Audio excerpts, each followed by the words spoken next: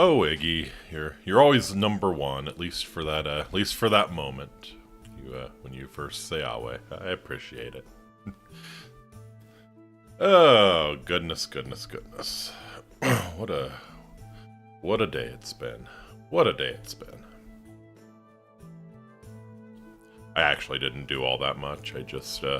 I'm thinking ahead to how busy I'm going to be next week, and yeah, kind of already feeling the anxiety about it. Grown-up weekends are wonderful, you know? It's just long enough for you to stew over the coming work week. Anyways, let's go ahead and get started. Awate Amiki, my name is Faustus Marius Incitatus, the true consul of Rome, the favored horse of the god Emperor Caligula. Hope you are all having a fantastic weekend so far. Happy Saturday. Hope you're finding the time to relax, you know? Hope you're finding the time to relax. I need to be better at that. I need to be much better at that. It's not that I don't relax, it's that I don't appreciate it, you know? I think it's very much a mindset thing, right? Anyways. Yeah, hope everyone's having a good one. My day was pretty decent, honestly. Just went out to lunch with my parents and got a lot of sleep and hung out with Yeni a little bit, so it was not a bad day. Not a bad day at all, but yeah. Just going to be very, very busy next week, and I'm already, like, stressing over it, so blah. Anyways. Regarding that, I guess I'll make some announcements now. Tomorrow I intend to stream with Yeni, so we're going to be finishing up We Were Here Forever tomorrow. But hey, you're not busy now? Exactly. Like I said, it needs to be a mindset thing. I need to appreciate the times when I'm not busy. So yeah, tomorrow the plan is to finish up We Were Here Forever with Yeni. That's going to be at her normal time, so it's probably going to be... Oh... I need to pin her down on this, but probably 4 p.m. Eastern is when we'll be going. So yep, that's the plan. We'll be streaming both viewpoints. So Yeni will be streaming. I'll be streaming on this channel. Hope you can join us for that. Have some fun on a Sunday afternoon. After that, I'm probably going to be a little spotty next week. You would want to pin down Yeni, wouldn't you? You know, some things we just must accept are impossible, you know. She cannot be stopped, she cannot be topped. But yeah, next week might be a little spotty. Like I said, I am going to be extremely busy with work, so I'm actually going back and forth on whether I actually even want to do a schedule. I'll be taking Monday off for sure. Yeah, maybe I should commit to at least a few streams. But yeah, it's going to be a little spotty, probably going to be a little less than usual. And then, yeah, we'll hopefully get back into a pretty normal pattern next week, I think. Yeah. I think what I'm wanting to do is maybe take Mondays and maybe Thursdays off going forward. But yeah, plan is to probably be a little spotty next week just because I got so much going on. But yeah, I'll try and maybe get a stream in on maybe like Tuesday and Thursday or something like that. Tuesday and Friday perhaps. No, probably not Friday. Never mind. Yeah, I need to figure that out. But yeah, Cliff's Notes version of this long rambling diatribe is I will not be around very much next week. So I'll do my best, and hopefully we can stream a few things. Anyways, let's get into P4AU. What? Oh, it's been going this whole time. Yeah, it's been going this whole time. Probably need to turn that down a little bit, actually.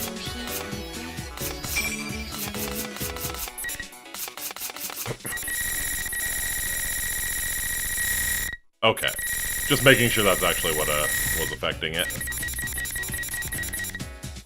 Yeah, maybe have that at like 40.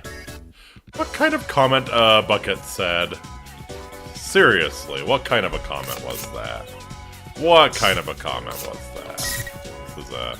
This is a Christian stream, sir.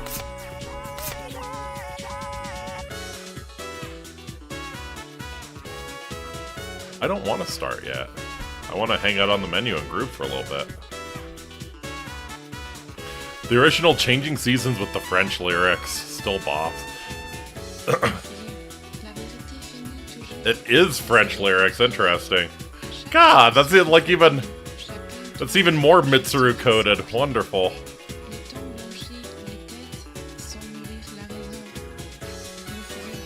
Yeah, this does fucking bop. Holy shit.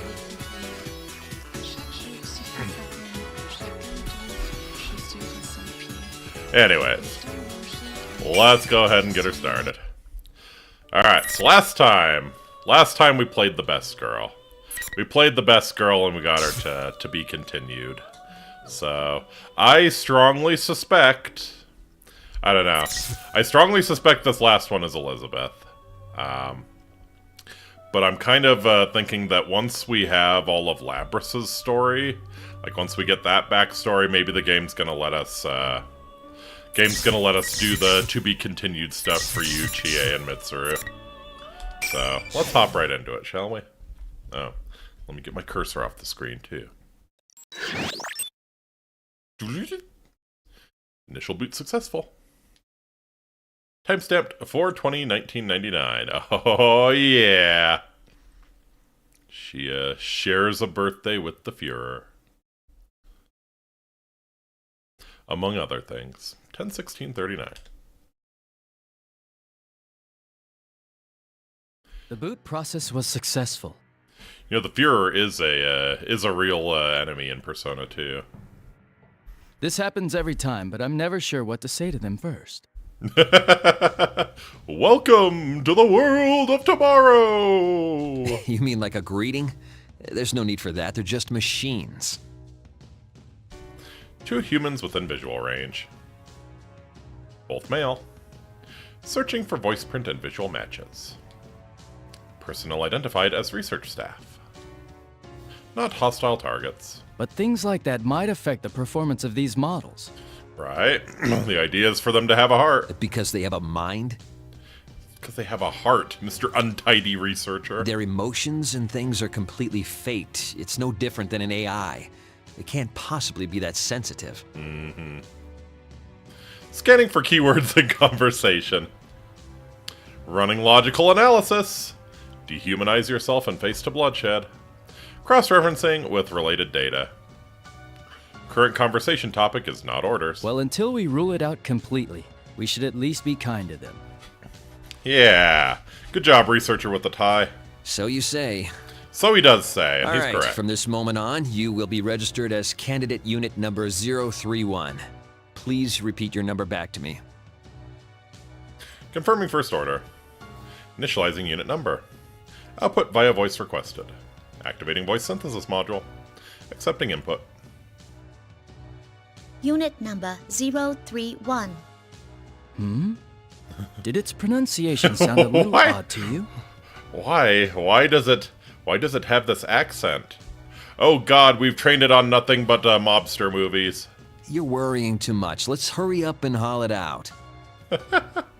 Receiving action plan through console. Combat test against others of same unit. Test commencing immediately after entering shock-resistant chamber within the lab. Frame stored within cage for transport. Beginning transport. Ah, so this is the one. I've been waiting to see it in action. Transport complete. Cage reopened.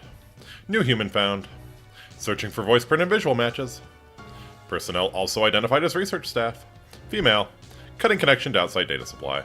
Connection offline. Commencing cable disconnection. Now, try getting up. Order confirmed. Battle chamber. Get up. Initiating motion synchronization engines for motor functions. Accepting input. Safety limiters active. Balance control gyros functional. Overall movement systems functional. This model's loaded with a nearly pure form of that crystal. I can't wait to see what kind of results it gets. Oh, God. Oh, God. That crystal, huh? That crystal. You think the researchers place best while the tests go on? Probably.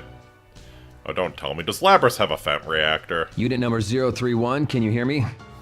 Confirm your surroundings. Tell us any abnormalities you're feeling in your sensors or any other functions. Order confirmed. Almost certainly. Wonderful. I guess if it's crystals, it's probably a meth reactor. Beginning simple self-diagnostic. Temperature, humidity, pressure, air composition, lumens, sound, all within normal levels. Visual data within expected color spectrum.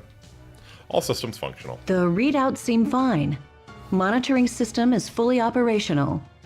Okay, we're gonna test your performance inside the battle chamber now. When you hear the buzzer, consider everything that moves an enemy and eliminate them. Order confirmed. Awaiting the signal to begin the test.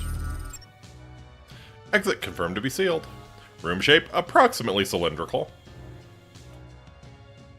How do I extricate a 5'3" robot from a cylindrical tube? It's very important that we don't harm the robot. Height approximately 11 meters. Area approximately 154 square meters. High energy light sources found on outer wall. Assumed to be fire resistant and bulletproof. Sorry to do this just after you've woken up, but it'll be good to put you through your paces.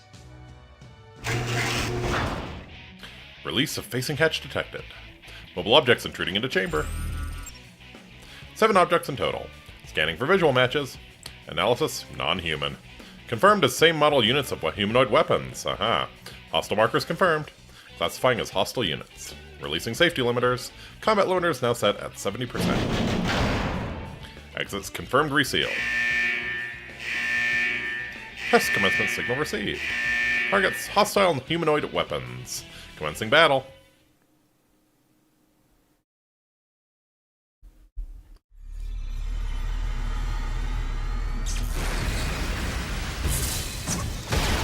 Damn. Oh, she can use it like a jetpack. Oh, that's so fucking cool. Damn.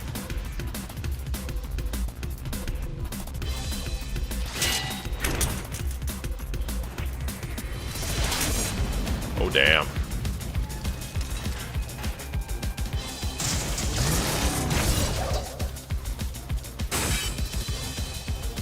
She's killing all the Iguses.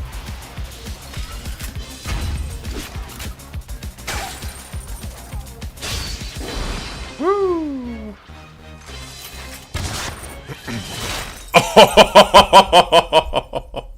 So this is an older model than Igus, right? Yeah.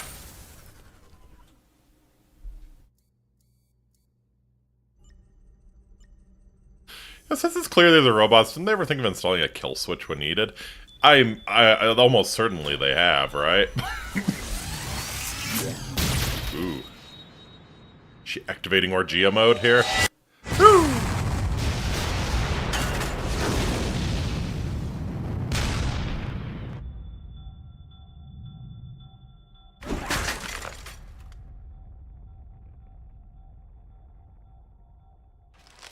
Oh, damn. So yeah, like if these are supposed to be robots with hearts as well, this is incredibly fucked up. Hopefully that's not the case, right? Yeah. Ooh. I like that they can be so much more brutal with the robots, you know? Like, actually showing this kind of thing. All targets eliminated. Hostile units no longer capable of motion. Test termination signal received. Battle complete. That was better than we could have hoped for. Hey, what's with all the bodies? You made it fight that many on its first time? Don't worry, it did great. This is a new high score for the first battle results. Well Lord. done, unit number Feel 031. bad for the janitor after Stand battle, by for further yeah. instruction. Yeah, cleaning up oil that's spilled on the ground is never fun. Gotta break out the kitty litter. Order confirmed. Exiting test chamber. Beginning transport to maintenance room. Resetting safety limiters. Taking seat in maintenance chair. We're done testing. Oh, hello. But there's still one thing left to do today. I'm going to temporarily shut down your optics. Can you close your eyes? Order confirmed. Shuttering optic inputs. Connecting cables. Online confirmed. Switching a portion of data supply to outside We're going source. to transfer the data from the destroyed units into your memory. Oh god. Wait, so oh god, so she's going to see herself killing them? Feel what that's like? What the fuck? Why are you doing this to her? Run a diagnostic check while we're doing it and report any malfunctions. What the fuck? Order confirmed. What's the point of this? I guess maybe so that like she can gain data on her own fighting style or something? That's...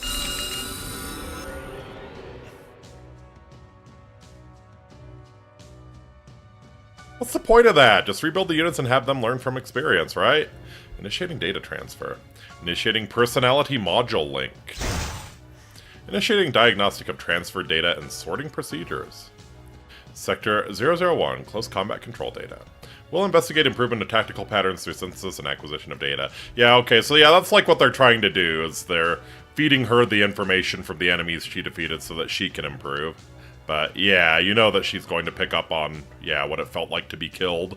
Tesla punk in a nutshell. Ah, sweet, man-made horrors beyond our comprehension, right? Dividing into categories for sorting. And all you had to do is not give those robots emotion modules, you know? Just make them just standard killbots, you know? At least for testing. Sector 2, evasive action control data. We'll investigate improvement of tactical patterns through synthesis and acquisition of data, dividing into categories for sorting. Sector 3, non-battle data. Error, excluding. Sector 4, non-battle data. Error, excluding. Sector 5, battle-related data. What could these be? Momentary disruption of data from visual information stream. A room that is not this place. Outdoor scenery thought to be at night. Scenes of multiple units of the same type gathering outside of the battle chamber. Could these be memories? Visual memories? They are obviously unrelated to the mission. Why have apparently purposeless memories been preserved this long?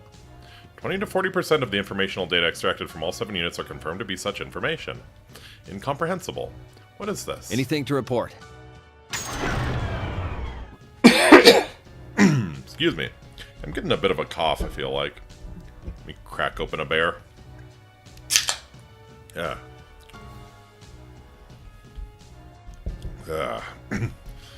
The germs can't get to you if you drown them in alcohol.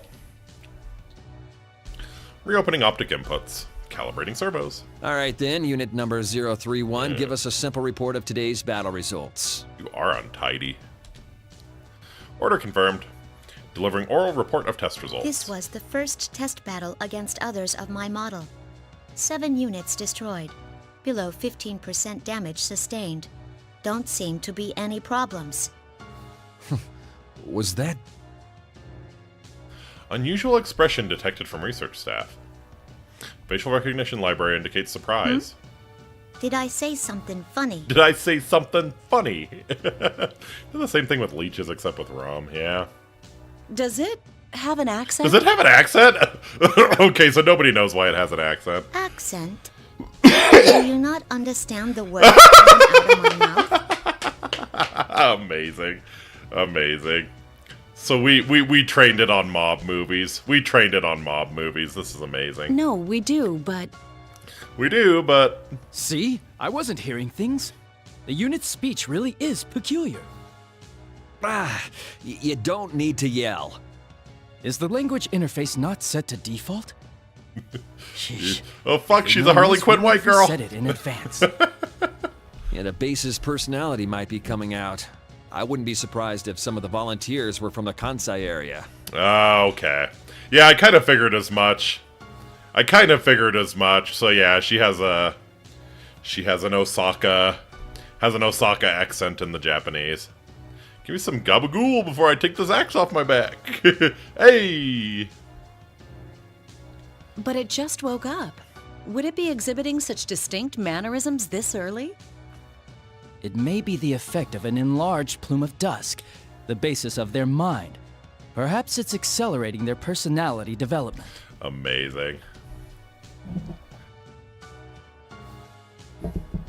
How I assume the accent came to be: researcher chugs coffee cup and puts it down near the keyboard, cup handle hitting 0, key resulting a lot in an error code. Yeah. No, I guess their explanation is that some of the workers, like the maintenance workers and the people who built the base, had an accent like that, and the base itself picked up on that and gave it to. Or, like, the supercomputer running the base picked up on that and gave it to her, I guess. Exchange of opinions taking place on unexplained aberrance in speech pattern. Hypothesis offered that language interface settings fall outside expected result. Review of recent conversation does reveal certain discrepancies. Internal monologue is within expected patterns, but oral output induces anomalies.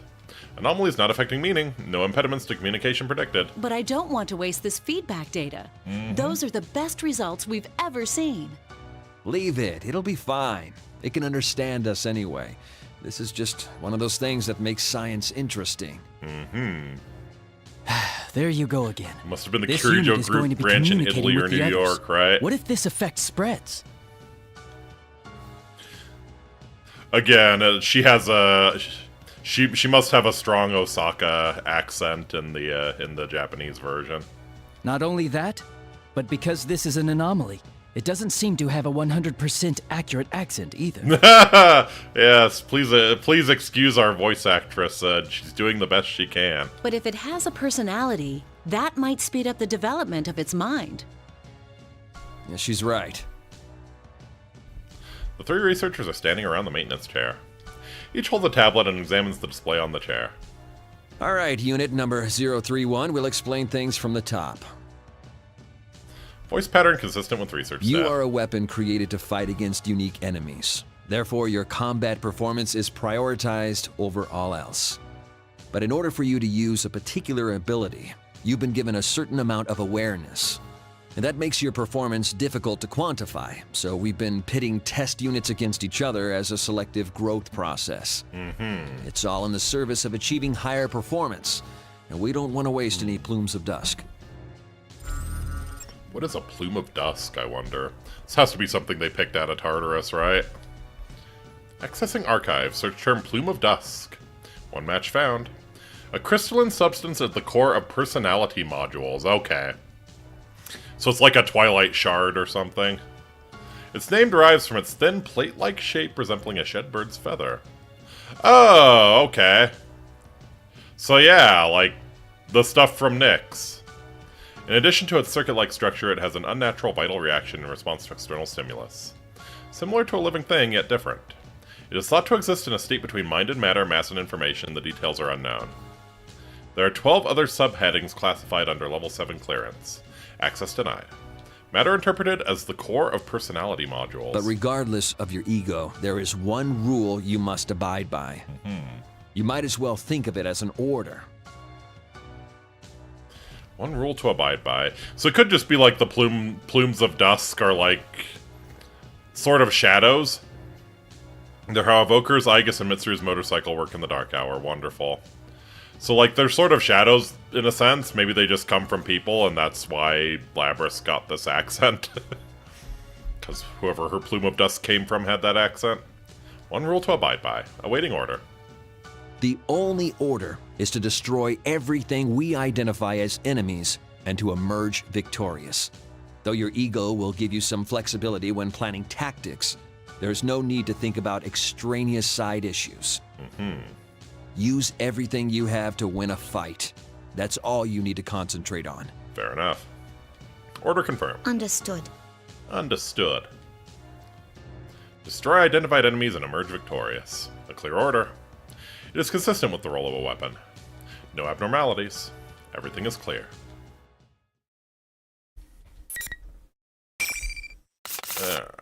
Do I only have 6 slots? I think I only have 6 slots.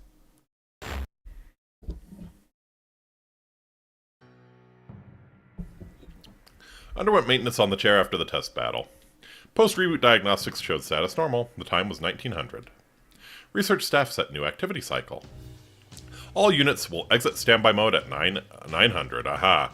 Note how enemy can be interpreted as any enemy. Shame they weren't specific. Well, I mean, it probably has to be that way, right? They don't know exactly what they're dealing with the shadows. Tests will be conducted at regular intervals until 1700. Maintenance and setup will take place until 1900. Afterwards, time is allowed to be spent in the outdoor area of the grounds. Okay, so that's the memory she was getting. On returning, enter standby mode within the cage. Instructions are to repeat these actions until unable to continue. The next item on the new schedule is to spend time in the outdoor area. Parameters of spending time unknown. Hypothesize that the meaning is to remain on standby and wait for time to pass. Hypothesis unnecessary. The schedule must be followed. Exiting building. Outdoor area reached. Light levels limited due to time of day. Many trees still visible in the environment. It's almost entirely consistent with known data from the off-limits area. The ground is different from the laboratory's artificial flooring. The soil is exposed. Various natural plants are here. A certain amount of time must be spent here. The intention may be to heighten basic response capabilities in the natural world. Others of the same unit can be seen stepping into the central area, reassessing the surroundings on various spectra. Unlike the combat test, no hostile unit markers detected. Hypothetical, in combat under current conditions, what tactics would be effective? I reassess the surroundings as a combat environment. I assign value to various geographical features. I survey the topography on the outskirts of the environment. I detect unusual movement in one unit. Other units are also surveying the environment, but this unit is crouched while holding something with its right arm. I do not deem this unit's unusual action to be a threat. I approach it in order to make inquiries. Upon my approach, the unit turns around and stands. It's a pleasure meeting you. Aww. I process the statement. Its conversational gambit is unexpected. I find no prepared response in my libraries. You mean like how this is our first encounter? In that case, yeah. Yeah. What are you doing here? I've never heard your accent before.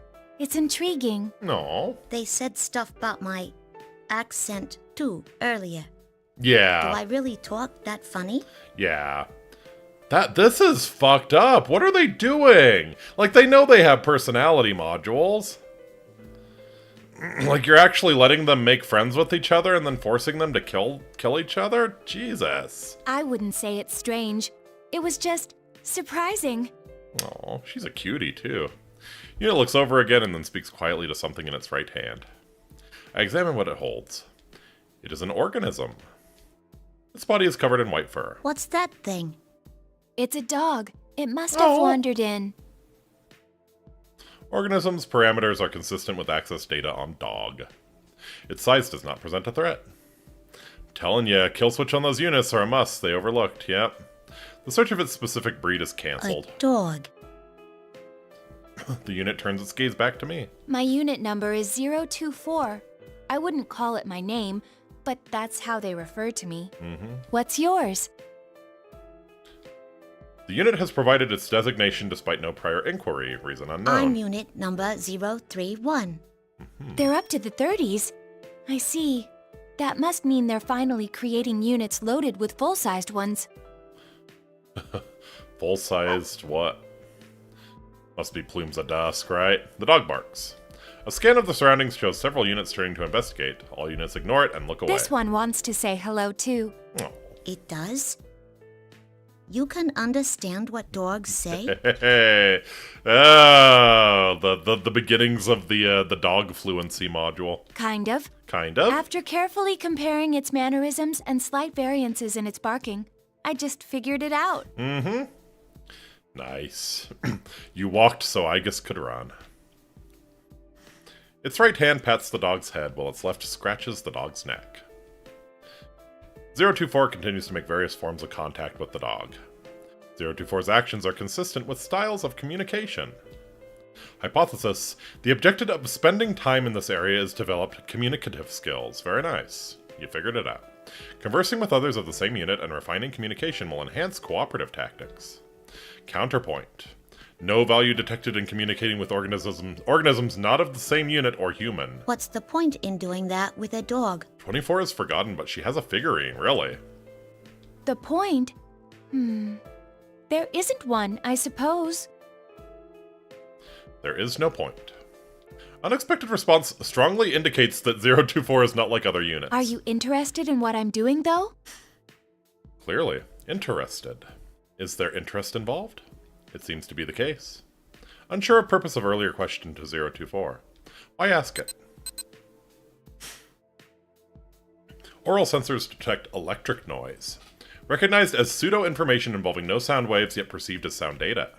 It is the alarm signaling the end of this activity. All other units begin moving as one towards the building.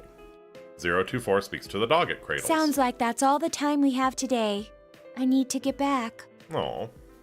024 crouches while petting the dog's fur-covered body and releases it onto the ground. 024 stands up again and turns around. I hope to see you again. 024's expression changes as it says this. This movement of the lips is known as a smile. It is shown when humans experience happiness. Contradiction, 024 is a weapon, yet it makes that expression. No hypothesis found. Or, is there no point to it as well? Spare cognitive processes rerouted to analysis. Still, I cannot understand it.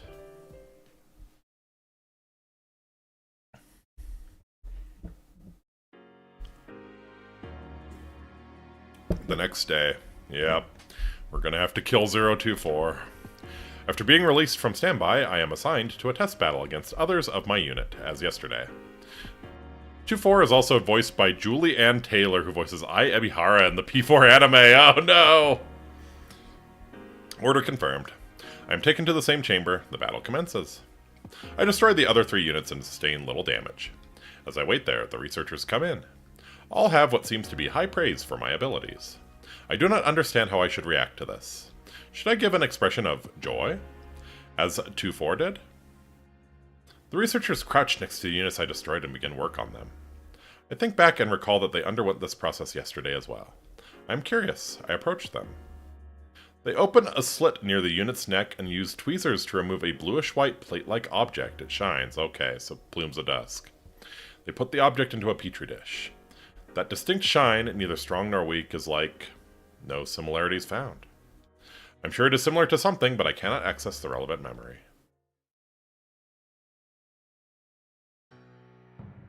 Well, let's get right to the feedback on today's battle. As I sit in the maintenance chair, they connect a cable to me. The cable terminates at the midsection of a large device where petri dishes from earlier are placed. Gotcha. So their memories get imprinted on the plume of dusk. There are a total of 3.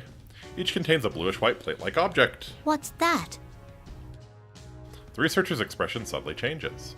She is surprised. It only lasts for a moment before it fades. This is a plume of dusk. Each of the units you destroyed had one inside them. These are much smaller than the one installed in you, though.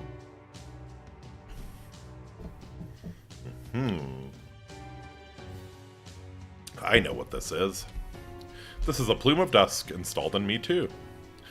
This unknown substance forms the core of my personality module. I was aware of its existence, but this is my first time seeing it. These are the 3 personality cores of the units I destroyed. They contain not only combat data, but memories and experiences. That's brutal. It is not long before the extracted data download begins. I sort for the data relevant to enhancing battle performance and incorporate it into my own. The process takes much less time than the initial transfer from yesterday. During that time, I recall what took place last night. There are cases where non-combat data is being preserved. Such memories are included in this download as well. Visual memories of the outdoors at night. Memories very similar to that were in yesterday's download too. Probably from time spent in the outdoors area. The units I destroyed seem to have assigned these memories the same priority as combat data. Aha. Why though? It is effective in learning communicative skills, but that is lower priority than combat. The visual element preserved here is irrelevant. Wait. Hypothesis. The units I destroyed had their own priorities and values other than executing orders and performing in battle. This line of thought leads to a realization. This thought process I am undergoing right now.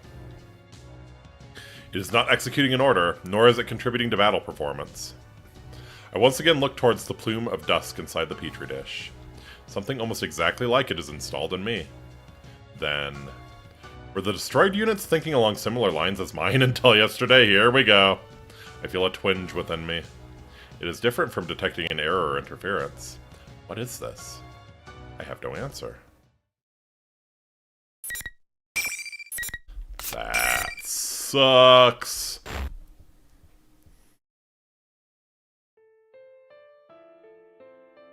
My second night of spending time in the outdoor area came. It started approximately 30 minutes later than yesterday, but there was very little variance in weather and temperature. The difference is trivial. Prayers for the emotional gut punch, right? The night sky has the same soft brightness. The wind and the trees are no different. Without understanding why, I initiate a data search regarding the tree that catches my eye. I learned that this tree varies slightly from specimens of its kind found in natural forests. Though this topography seems natural, it may be cultivated and managed by the facility. I decide to traverse the outskirts as I did yesterday. It is not long before a familiar unit comes into view. There is no need to run a scan for visual matches. I know that that is Unit 024. 024's left side is turned towards me. It is sitting on a large rock. When I approach, 024 notices me and turns around. Are you looking for something? 024 initiates conversation. Huh? Who, me? I just wondered if you were looking for me. I did Aw. express a hope yesterday that we would meet again after all. I was looking for 024? It's true, I may have been. I began walking the same route as yesterday, but once 024 came into view, I changed course to approach. I may have been searching for 024 in this area. Did I desire to reunite with 024? Why? I am silent due to lack of an explanation. 024 smiles again. Wait a minute, if units are expected to fight together, wouldn't it be detrimental having them fight against each other? You would think, right? I mean, they're probably the only things that can challenge each other, other than, like, straight-up shadows, and we don't want to risk that yet. But, yeah, it's just a little... You would think that they would be able to create robots, you know, just like pure robots that don't have any emotions, you know, not involving plumes of dusk, and just have them train against those. You really would think. What's the cause of that expression this time? Then again... Like, they're clearly experimenting with bigger and bigger plumes of dusk in the robots, so maybe it's kind of just a matter of once we get the robots with the better plumes of dusk, the more limited ones are kind of useless, so might as well make them useful by training their replacements. I do not comprehend. Like so many other things. Would you like to sit with me? Oh. This rock is large enough to accommodate us both. It would be more relaxing than standing. Thanks. Oh. I sit in the offered space and gaze at the same scenery 024 is looking at. Can I ask you Have something? sparring matches. Beat the enemy until one yields or clear victor. Yeah, What is it? you would think. I decide to voice the doubt I experienced during the combat test today. In my limited experience, 024 has a better comprehension of such matters. Do other units think about stuff that doesn't have to do with fighting and missions? Do you have such thoughts? To tell you the truth, I can't really say. Probably need that humanity to Feels simulate like I do, though. unpredictability. Yeah, I could see that. And again, yeah, if they're creating better ones, if they're using larger plumes of dusk in the later models, like what is the use of the earlier ones other than to train the new ones? 024 is silent for a duration before speaking again. Units of our model are all given a mind. It's so that we can eventually develop what is called an ego. The reason our appearance closely resembles that of humans is related. It's to foster self-awareness similar to a human's. Have you not been told about personas? Nope. Personas? The word is unknown to me. Accessing archives. Searching for persona. Over 1,000 headings found. I must filter the results further. Which subject is 024 referring to? I'm silent as I think. 024 smiles again and resumes the conversation. It's an ability expected of us that normal weapons don't have. The conditions to use one are theoretically already loaded in us. But a well-defined ego seems to be necessary to activate it. I'm already aware that we have been given a mind. Today I saw for myself the part that forms our personalities. Is its activation triggered by development of communicative skills? I still do not have a good grasp on it. Though, 024 continues to speak. That's why I'm sure there are others with thoughts that do not pertain to missions. That would seem to be the case. Then maybe those I fought up till now. Aww. 024 trains its gaze on me. And how does that make you feel? The opponents you destroyed may have thought similar things to what you just did. Aww. Do I feel things? Yep, I'm sure feeling things. Cannot say for sure. I'm unable to respond to that question. 024's expression changes again. God, the Kirijo group sucks! The expression could be classified as a smile, but it is subtly different from the ones I have cataloged as experiencing before. Mixed with the joy and gladness of previous smiles, this one contains a slight hint of sadness. Yeah, sorrow. It's okay. You don't need to come up with an answer right now. It actually may be better to forget it. After all, tomorrow we may find ourselves ordered to destroy each other. Jeez. Jeez. Once again, I detect a twinge inside from hearing 024's statement. It's similar to what I sensed during the data transfer today. What is it that wavers inside me? I'm about to be lost in thought again. But as if to prevent that from happening, the signal for our schedule shift echoes in each of our ears. It's time. I hope we meet again. As 024 quietly stands up, I detect an expression I have come to know. Another smile. It appears as if 024 is adopting these smooth changes in expression naturally and not deliberately. I wonder if I will eventually be able to do the same.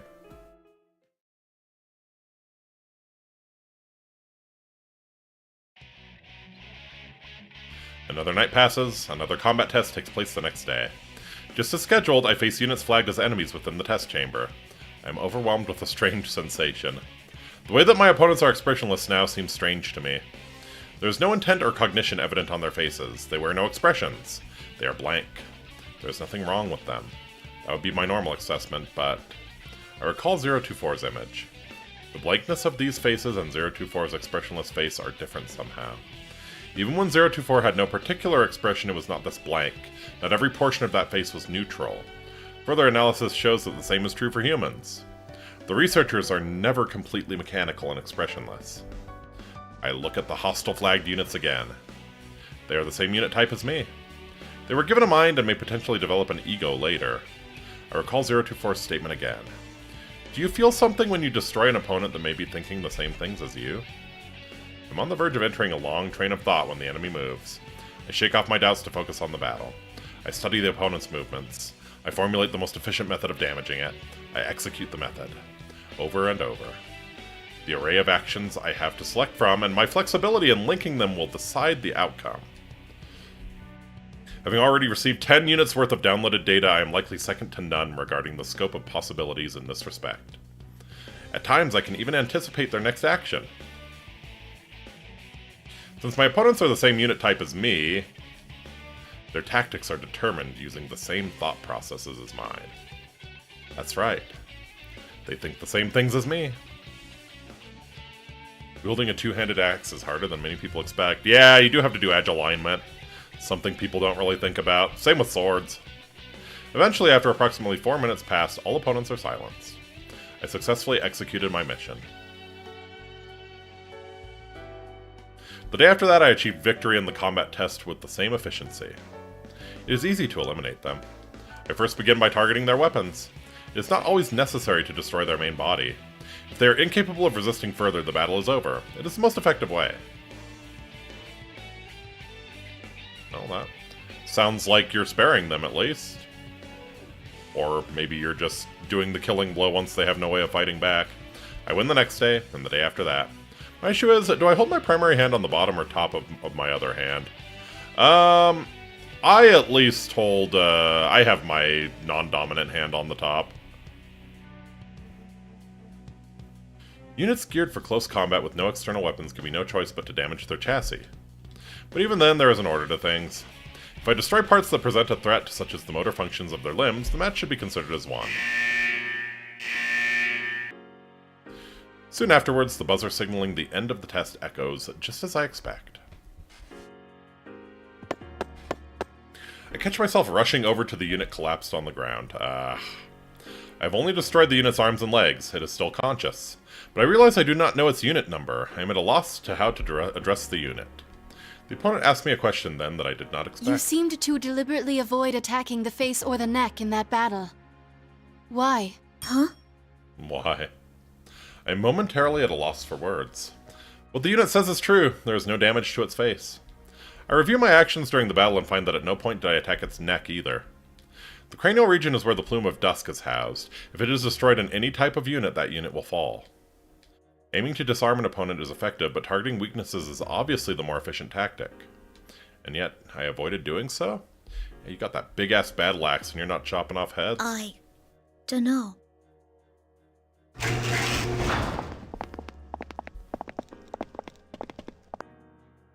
The researchers enter the chamber and hide the unit from my field of vision. I could not determine whether my last words had an effect on the opponent's expression or not.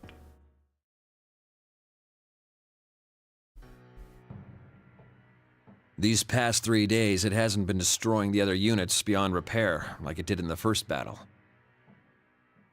It must be learning to finesse its attacks rather than just using brute force. The result? Swift, overwhelming victories. Its evasive skills are improving as well. That level of flexibility and evasive action could never be replicated by chaining predefined maneuvers. Right. This unit's collected a good amount of feedback data too. It's growing steadily, feeding on the bones of its kills. You don't have to say it like that. The researchers are preparing for the download. Growing. Destroying them and absorbing their data. That's what growing is? Since I thoroughly destroyed few of my opponents these last few days, some of their bodies were salvaged. While I downloaded their data, I always kept their still bodies within view. Jeez. TBH, nothing wrong with salvaging wrecks of steel. I do it all the time, looting artillery. Right, yeah. I mean, it just makes sense. If she hasn't destroyed them beyond repair, then frickin' repair them. Just as the combat tests are repeated, my actions outside each night are repeated as well. I become aware that I am seeking out 024 of my own will lately. When I attempt to communicate with other units, most often they cannot understand the meaning of my questions. This prevents us from conversing. But that may not be the only reason. I want to converse with 024. I've begun to desire it. When I go to see 024, the white dog I saw on the first day we met appears from somewhere. This one seems to have been raised as a pet somewhere far away from here. Aww. But one day, it was brought to the forest near here, and its owner suddenly disappeared. It seems unlikely that 024 obtained such a detailed history of a stray animal from the research staff. Yeah. Was all this information obtained by communicating directly with the animal? From a dog that does not speak human language? Its name is apparently Snowy. Oh. At least that's the name it responds to the most. Oh my I god. thought it was a dog. Oh, well, the name of this animal is a dog. But how do I put this? Snowy is what this specific dog is called. Oh my god. Snowy. Snowy. Snowy barks once as if comprehending its name. It's white, like snow. Easy to remember. When I reach out my hand, Snowy rubs its nose against it without being frightened. The way it presses at my fingers feels as if it is showing pride in its name. I do not know the tactical advantage that communicating with animals offers to a weapon. Yeah, well, we found that out in P3. But I feel that there is value in spending time with it. I decide to spend my outdoor activity time that day following Snowy around with 024.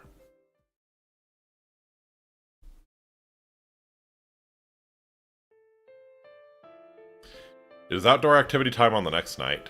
When I arrive in the outdoor area, I am listening to a certain sound. I hear this sound intermittently every 4 to 7 seconds. I had wondered about the unknown ambient sound since the first day, but I determined that it wasn't a threat and focused my consciousness on other things. Kuromaro says Shiragaki is not asleep. Oh.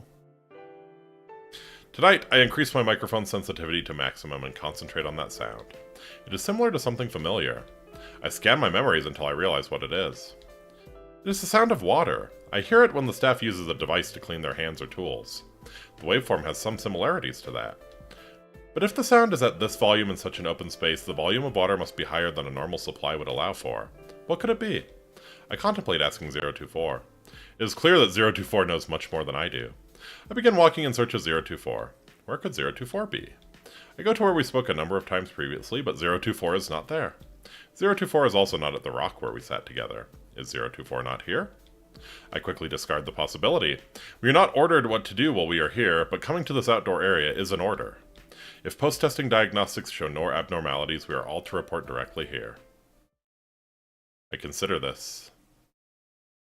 If there are no abnormalities. Yeah, she seems pretty abnormal. I feel a twinge in my chest. It is larger than ever. 024 will be here if there are no abnormalities. But what if there were such abnormalities? What if 024 was damaged during the combat tests? And sustaining damage is not necessarily the extent of the problem. Could it be? I realize that my arms are trembling slightly. It is not a conscious movement. I cannot make it stop.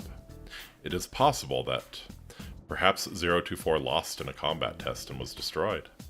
In these circumstances, it would be expected for such a day to come. What if 024, what if she never came here again? Oh, this is where you went. Oh, thank you God. weren't at the usual spot, so I was looking for you. Until I heard the voice from behind me, my sensors had stopped accepting input.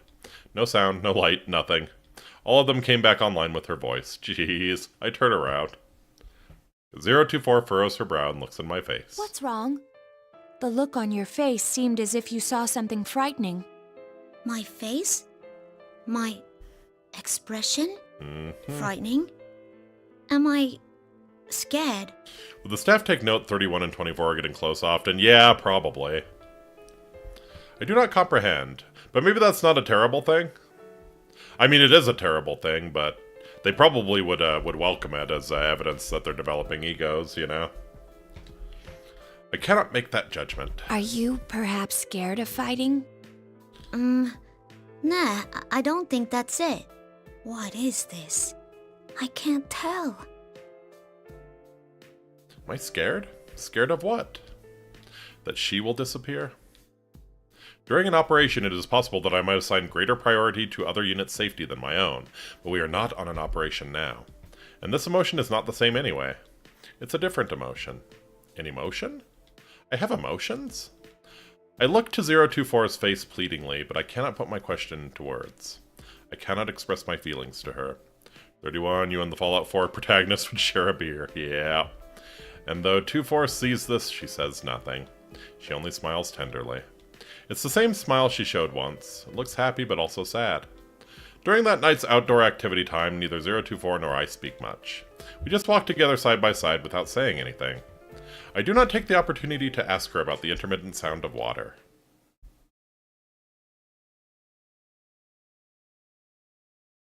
It is the next day. I detect some sort of weight in my chest. I am aware that there is no physical weight there. It is most likely a psychological phenomenon. I perform a vocabulary search. The idiom of being heavy-hearted applies best. I cannot help but find it amusing. It is a very apt phrase. But what is causing this heavy-heartedness? That I may not be able to see 024 someday? That may be it. But I do not think that is all. Over the next few days, I spent my time without finding an answer to this question.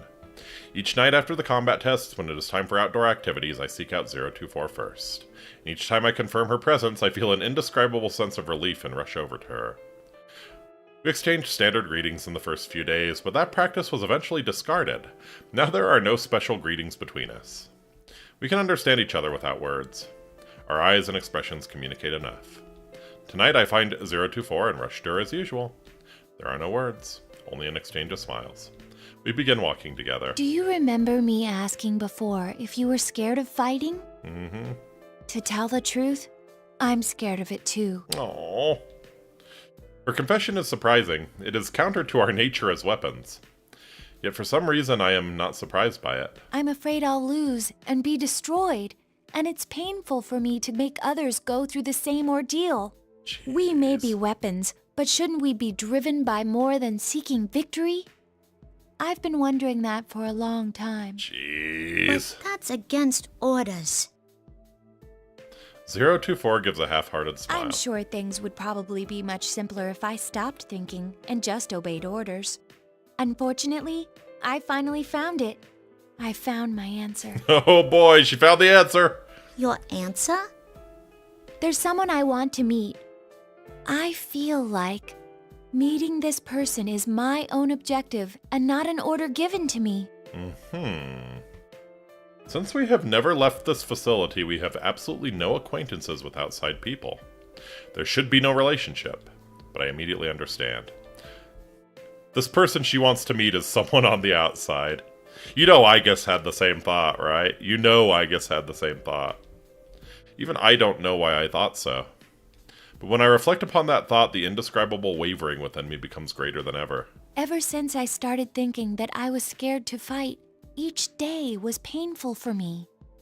If I'm going to feel this way until the day I lose, I even thought it would be better if I lost on purpose. But I won't think that anymore. I feel glad now that I exist. I mean, we're loved after all. Gee, wonder who we're fighting tomorrow.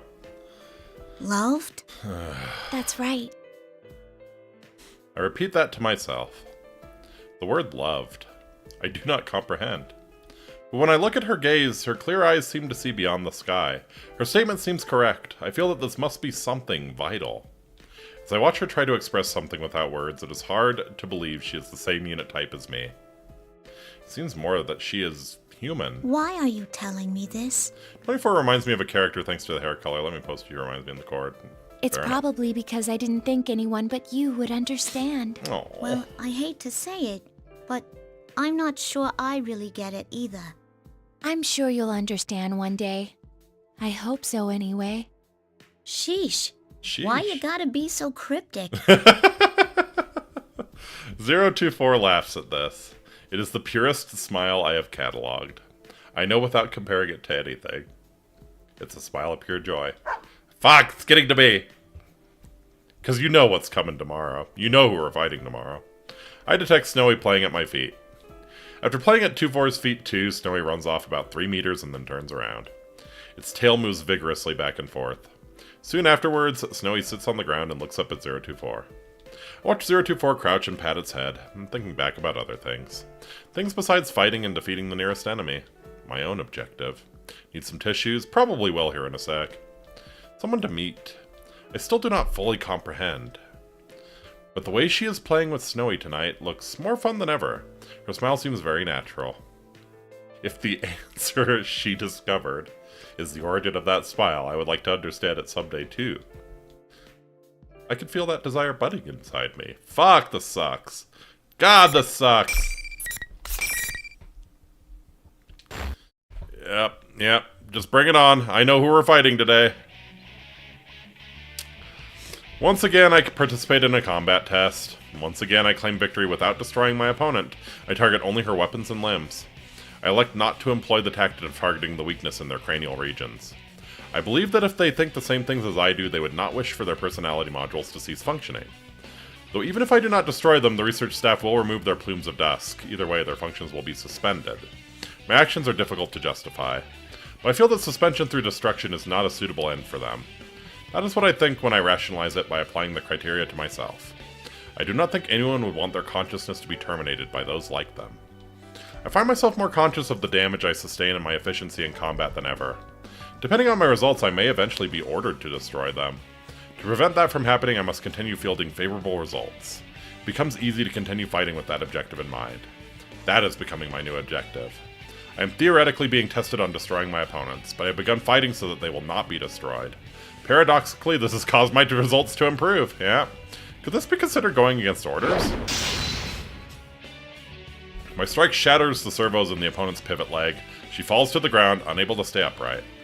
Her weapon has already been destroyed. She should be incapable of resisting now.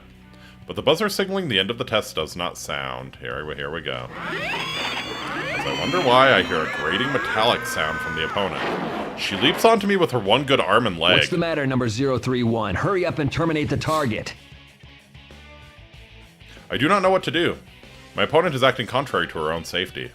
I grant that this is the only action left to her, but she will destroy herself before inflicting any damage to me.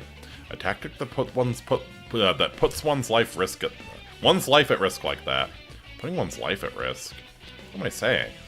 We are weapons. We exist to obey orders. We cannot prioritize our self-preservation without a change in those orders. That is why she is challenging me to a fight. She will do so until all of her circuits and servos burn out and she becomes incapable of action. As she grapples with me, I put my hands to her neck and squeeze. I adjust my grip strength limiters to 70% of maximum. The opponent's body makes an abnormal sound. After this, I sense the main lines of the bridge unit snap in half inside their soft structure. Her movement stops. Her limbs go flaccid, indicating loss of consciousness. I can see my reflection in her optic inputs. They have lost their focus and look like black holes. Jesus Christ. I gasp. The face I see reflected in them is not expressionless. How should this expression be classified? I've seen it sometimes when 024 smiles. This face indicates sadness. The buzzer signaling the test's end finally rings.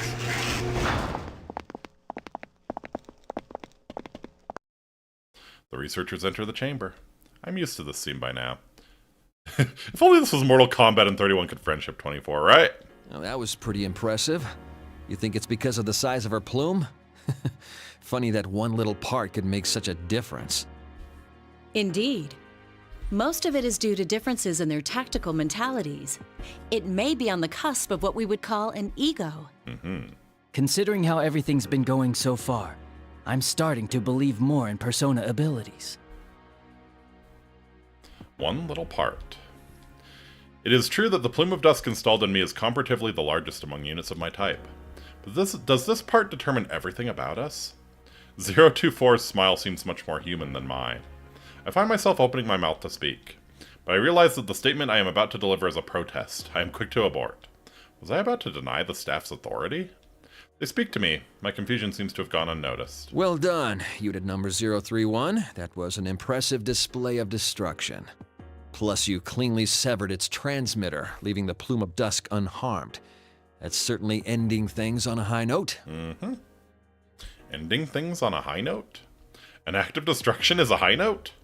The researchers look at each other while holding the petri dish with the bluish-white plate-like object. One of them says, "This is the one." All right, number 031. As of today, the test battles are finished. Huh? It's over?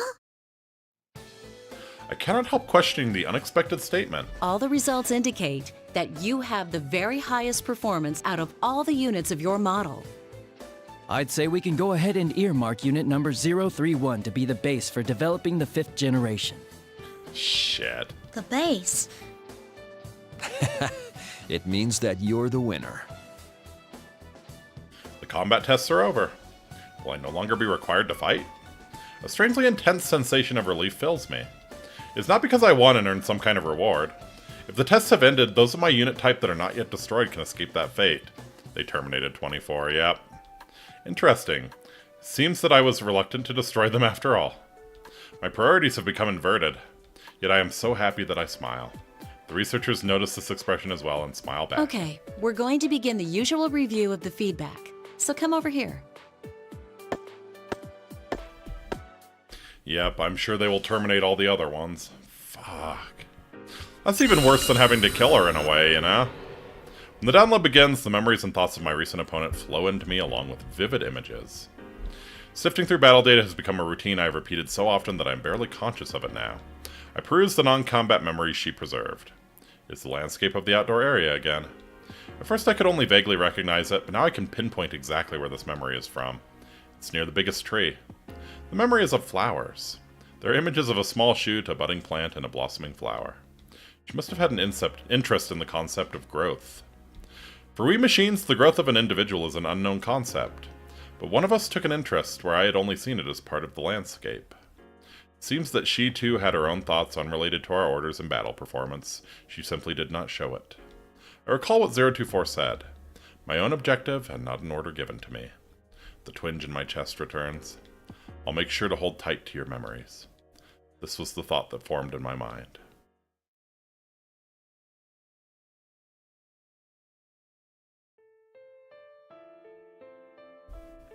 Once again, it is time to spend time outdoors. I quickly meet up with 024. Seems she was looking for me as well. Hey, can I talk to you for a while? The lab boys told me today that they were putting the kibosh on the test battles. Again with the kibosh. I see. It's over then. Look, I've been thinking, if they end up tossing us out soon because of that, I want to go with you to go see that person you were talking about. Aww. The one you wanted to meet. I might even put in a formal request about it to the lab boys. That's a bad idea. 024 takes my right hand. Before I can determine her intent, she pulls a cable from her wrist and connects it to a port on my own. She looks at my face in silence. Thinking that she wants to confirm that the tests are in fact over, I nod. But the data that transfers is from her to me. The packets that flow through the cable form a single, very small archive If file. you are still safe when everything is over, open this file. 024 removes the cable but keeps hold of my hand. Yeah, if they escape, there would be a KOS and active manhunt, absolutely. What do you mean, when everything is over? How come I can't look at it now? If I had to answer, I would say because it wouldn't be fair. Fair? She smiles and does not answer. It is that same unsure expression. It is a smile, but there is sadness It in would it. be wonderful if I could go with you to see her. Her. So this person you're looking forward to meeting is a girl?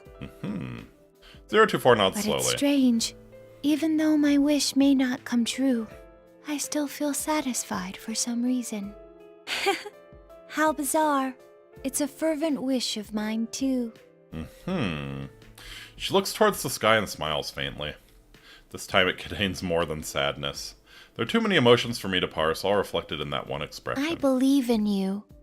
I can tell you this because I trust you. Maybe that's why I feel so at peace. Huh? Maybe Yeah, this 024 is knows what's what coming. it is to feel alive. Alive. It has happened again. I do not comprehend the meaning of the word, yet I feel a twinge inside. I look at the sky in an attempt to follow her gaze. There is nothing there to hint at her meaning, but I still wanted to get closer to her. She wishes for me to understand. I want to grant her wish. From then on, we spend our time looking up at the sky in silence. Eventually, the signal that time is up reaches our ears. That is when I notice that the moon has appeared from behind the laboratory buildings. I see. I thought that the light emanating from the plumes of dusk reminded me of something. I now know what it is. Yeah, it's moonlight. It is very similar to the light from the moon in the night sky.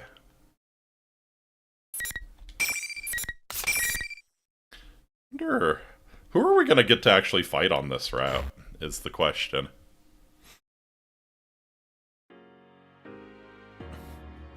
The sun rises and the next day arrives. After coming out of standby, I am ordered to enter the shock-resistant chamber once again.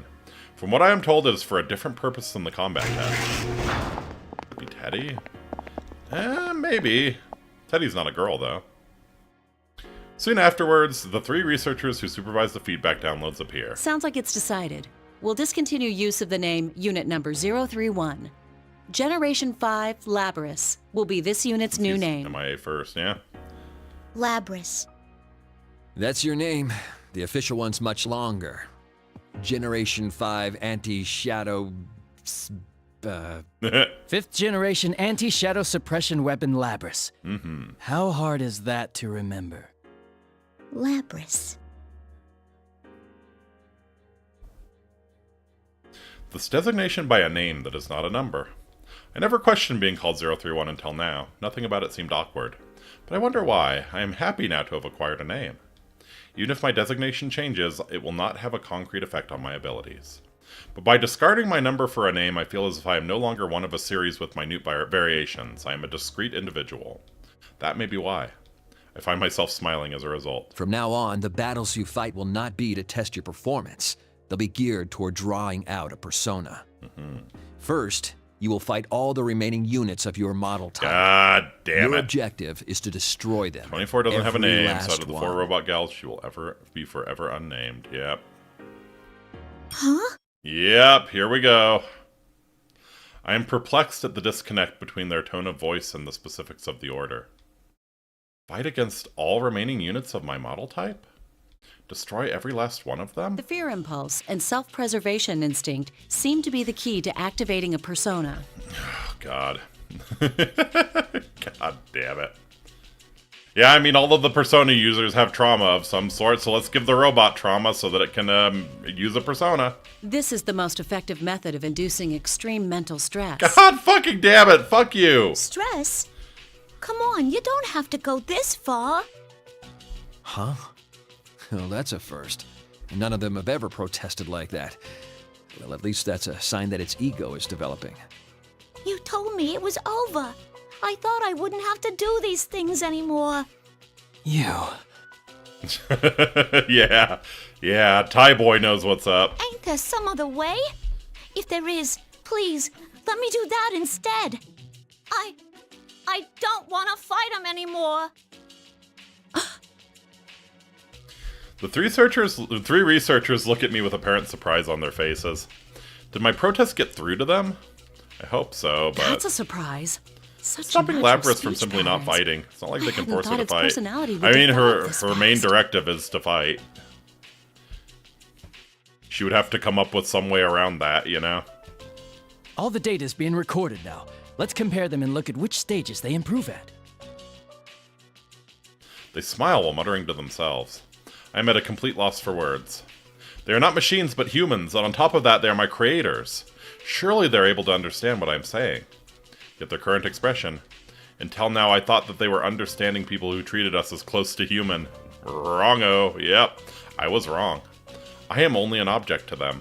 No matter what I say, they will see it only as a response to stimulus. Behind their gentle attitudes, we are nothing more than test subjects they hold no emotional attachment to. They do not focus on what I am saying. They are only interested in it as a reaction.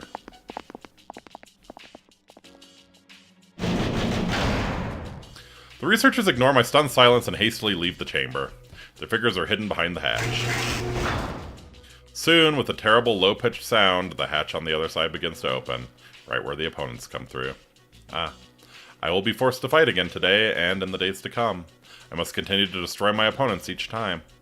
I cannot find the words I want to say. I slowly turn my head towards the hatch. But what I see there truly leaves me at a loss for words. No. Yep. The opponent emerging from the hatch is 024. There's no smile or sadness on her face. She is quietly standing there, expressionless. I wonder if this is like already like her gaslighting abilities coming into play. Like they're forcing her to see these robots as expressionless. 024 steps into the chamber while gazing at my face. The hatch slowly closes behind her. No. Why? Oh my god. Even I do not know who the question is addressed to. Why is she here? Because she was ordered. Do I have to fight her now? It is not quite sinking in yet. But in a sharp tone I have never heard from her before, she tells me what I must do. Draw your weapon. I can't. If you don't fight, you'll lose. I will end up destroying you. Are you willing to accept that? Why? Why are you saying this stuff? Emotional kill switch, yeah, something like that. Or like this is actually like her gaslighting abilities coming into play.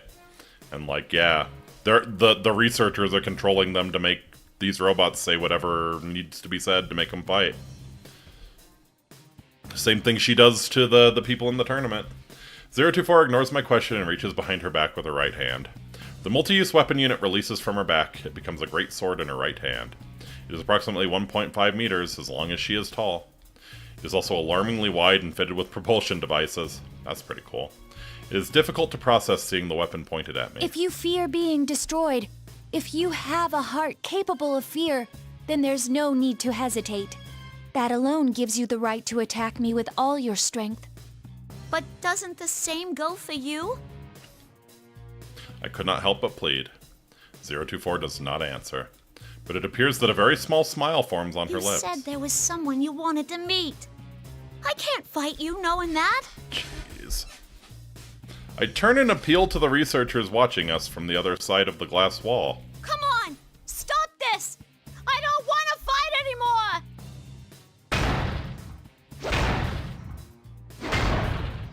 I press against the transparent wall and continuously strike it with my fist. Though my safety limiters are disabled, it must be coated with something. I cannot even scratch it. The researchers standing on the other side are completely expressionless. It is as if they are machines themselves. I beg and plead, but they do not respond. If only there wasn't this clear glass wall between us. I'm so frustrated. What would you do? Like, you can't violate your prime directive. Why? I then hear 024 speak up weakly behind Only me. one of us can exit this chamber. Huh? They never told you since you were strong enough that battles You'll be never surprised lasted by how very many long. Sheen some humans are, yep. But that's the rule of this place. The only time the door leading beyond that transparent wall opens is when one of us is considered unable to fight. From the start, this whole setup never took our feelings into account. Jeez. I can say nothing. I can see from her words what atrocious battles were forced upon her. But talking like this is a waste of time. I can see I won't spur you into fighting with just words alone.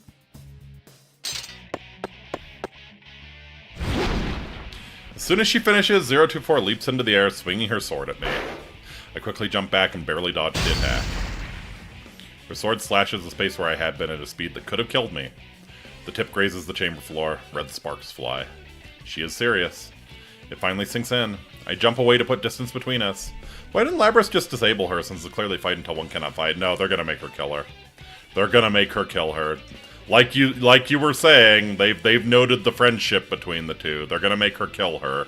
Because trauma, they think, awakens a persona. And they're probably right. This is probably gonna fucking work, is the worst part. I don't intend to meekly accept my destruction. I have my own goal, after all. Jesus. Now, fight me. I have no choice but to fight. But a thought crosses my mind. In terms of basic combat strength, mine is probably higher. Using my usual tactics, I should be able to destroy her weapon and disable enough of her servos to prevent her from attacking. 024's ego is without a doubt more highly developed than mine. It must be of value to the researchers. If I can render her incapable of acting, I may be able to avoid the order to destroy her when she's down. I decide to bet on that possibility. I shift my priorities and fight back with all my strength. I cannot do this empty-handed. I remove my own multifunction weapon from my back and shape it into a battle axe. It pains me to do this, but it's the only way. I repel 024's persistent sword strikes and go for a counterattack. I aim for the great sword's clasp with my battle axe. After a number of hits, it shatters. My next target is the transmission system for her shoulder and knee joints. In terms of output and movement itself, I detect various differences between us. Amongst those of my unit type, I awakened latest.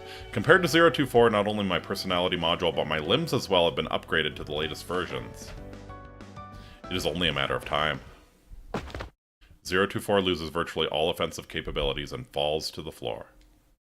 As I planned, 024 is mostly undamaged apart from her weapon and motor functions. I immediately turn towards the researchers behind their invisible wall and raise my voice. Isn't this enough? She had that ego thing way before me. Destroying her won't do anyone any good. Come on, have a heart. But hearing this, the researchers only laugh. Their faces are as joyous as when they see the results that surpass their expectations. Why? What in this situation could cause such joy? 024's body collapsed on the floor suddenly begins to convulse. It goes still for a few seconds, then although it should not be able to move, it drags itself up. Huh? What the? Jesus.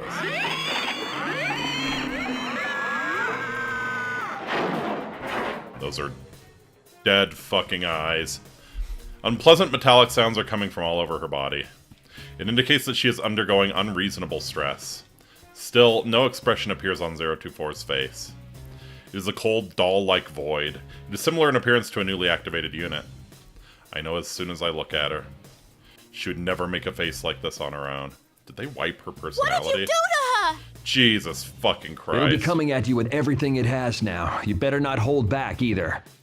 Number 024 had an excellent record against others of its model. Even you might have a hard time beating this one, Labrys. I unconsciously find myself biting my lip. We are weapons. In other words, we are tools. Of course, there would be a means to issue orders remotely. I recall what the one researcher said. This is the most effective method of inducing extreme mental stress. In other words, the more strongly I desire 024's survival, the stronger my reaction will be when forced to destroy her. So they do have a way to remotely kill switch them, yeah. That is why they laughed. I can sense the strength draining from my shoulders. There's nothing more I can attempt. All I can do is end her.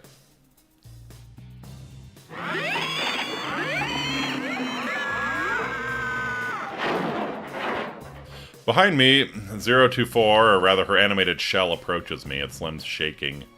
I suppress all thoughts unrelated to tactics and slowly turn around. My body goes cold. My arms move into position as if controlled by someone else and ready my weapon.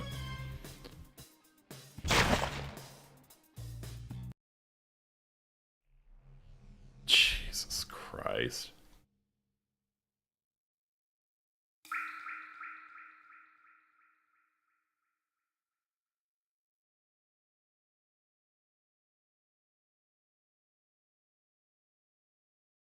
It was not a close fight. Once I decided to finish this, once I was resolved to stop her, 024 as she is now stood no chance against me. Christ.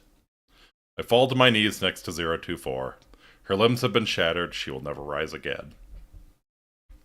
Jesus! My processors are overloaded with things I cannot understand. I feel as if all processing is slowed. 024's face is turned to the ceiling. Hey, are you not gonna look at me anymore? You're not gonna smile again? Shit. No! I did not expect her to respond, but 024's face moves slightly.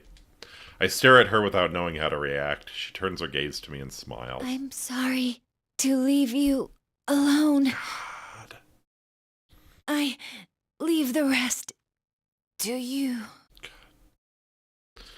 Those were the last words she spoke. I can't believe this. There is a smile on 024's dead face. She is smiling at the one who destroyed her and robbed her of her dream. All at once, everything hits me in a torrent of emotion and data. I've lost her. I did it. I took everything from her. My vision begins to fade. My thoughts go with it. I cannot determine whether the lights are actually dimming or if that is only my perception. It's too much to handle. I collapse to the ground helplessly like a crumbling statue.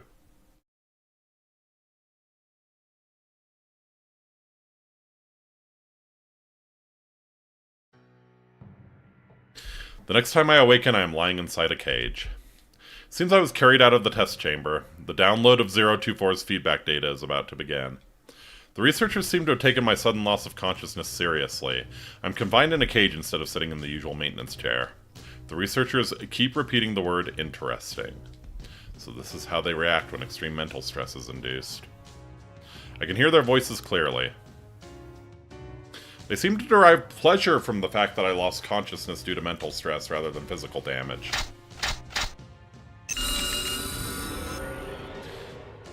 Cables are connected to my body one after another. The data download begins. All of 024's information. Combat data, various records, and the memories she experienced. All of it flows into me. My eyes widen in surprise. Everything's so vibrant. It's so clear that it is indistinguishable from actually experiencing them. This is the first time I've received memories with such vivid images. All of the images are linked to records of the emotions she felt in relation to them. They are so strongly linked that my screening protocols cannot distinguish them from human thought. The outdoor area where we spent time. The big tree whose branches we examined. That sound of water we heard periodically. Snowy running around and playing. As I relive 024's experiences, I pick up on an unfamiliar voice. There is no associated image data. Only the voice can be heard. It is a female voice. There's a female researcher at this facility, but this voice belongs to a younger person, still in human developmental stages. I know the world is a big place. And I know that there's a lot of people in it. Is this Mitsuru? But I won't be able to see it for myself. Or meet many of them. No, she has the I accent. know that too. She has the accent. I'm too weak for that. What the fuck? Her speech is different from the researchers and those of my unit type. It is very similar to my own speech output. Thinking about it has made me sad more than once. But I didn't want to do nothing and be left with regrets. That was when my mom and dad looked into some options, and we decided to go with this experiment. Did you scan someone's brain into this? If even a sick girl like me could make herself useful to others in this world, I thought I ought to go for You it. scanned her fucking brain, didn't you? Who could this be? I know only that she is female. She's in a situation where her condition prevents her from moving freely. It seems that instead of lamenting that fact, she has decided to volunteer for an experiment of some kind. Where did 024 hear this voice? Did she know this person? I wish I could ask her, but that's no longer possible. At first, I kept wondering how much I could really contribute. But after hearing more and more about the program, I started to wonder about the others more than myself. Others. It is strange, but when I hear that, I feel 024's heart waver. Was she surprised? Perhaps. Even I feel something unexplainable. And, yeah, my big wish is to make myself useful to this world. But the ones born from me... Is born the right word for it? Kind of embarrassing. My other wish is that the ones born from me are happy. Jesus I Christ. doubt I'll be able to talk to them in person or stay with them. But I still wish from the bottom of my heart that they all have happy lives. So yeah, like, it must be like a brain scan, right? This is the framework that they plug the Plume of Dusk into, and like that's how you have sort of a mind. Why would you use a little girl? People's voices have unique characteristics. In the past, I would have expressed it as variance and waveform, but each has what could be called its own texture and temperature to it. This voice... What the fuck? This voice sounds very warm and kind. Why is this getting me? I mean, children are sadists to ants. True, true. Yeah, maybe they didn't want someone with, like, a fully formed moral system. I would like to listen to more of it. But the speech ends there. There are no more related memories from 024.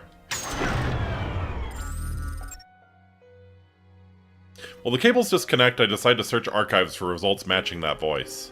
Sadly, there are no results, but during the search I suddenly remember something. Yeah, that file she gave you. The archive given to me by 024 last night. I quickly open the folder and find a single text file inside. If you are reading this, then I have most likely been destroyed. It may be that you already understand the concept of guilt, but you have done nothing wrong. Dear Lord. If you are still safe when everything is over, she must have meant if I defeated her in combat. 024 knew what would happen to those who lost in the trial. What emotions was she feeling then? What was going through her mind as she prepared this file? You should know, right? You got all of her memories. I feel something wrench inside my chest. I happened to access certain data during the feedback treatment and learned something. Artificially creating a personality from scratch is very difficult, though they hope to achieve it in 2 generations. But those of our model were actually made from the template of a certain girl's personality. That includes you and I. Gotcha. So yeah, it's a brain scan. She had left a recording for the units created using her personality. A message for those of us who did not yet exist. That's what I heard. She speaks in a strange way, like you. I thought, we really are connected to her. I think about that unknown voice. The experiment the voice spoke of was related to our development after all. The owner of that voice was speaking to us. The one who gave birth to us loved us. When I understood that, I felt like my eyes were opened. Jeez. Though my life was filled with suffering, my birth had meaning. I firmly believe that. I want to meet her. I need to tell her thank you for giving birth to us and for loving us. This was not an order from the scientists. It was an objective I made for myself. Jeez. So if you can understand my feelings, I'd like you to do this in my stead. Give our mother my thanks. How 024 must have wanted to meet this girl who she saw as our mother. She must have longed to thank the girl in person. Jeez. The data within me, her heart tells me so. During the time when she was ordered to destroy her sisters, this wish must have been her only hope. Yet it did not come true. I shattered it. The one she herself said was the only thing who understood her. She must have been devastated. But the letter ends in the way I least expected. Though we knew each other for only a short time, I'm glad I met you. I feel the same right now as our mother did. Jeez. I wish from the depths of my heart for you to be happy.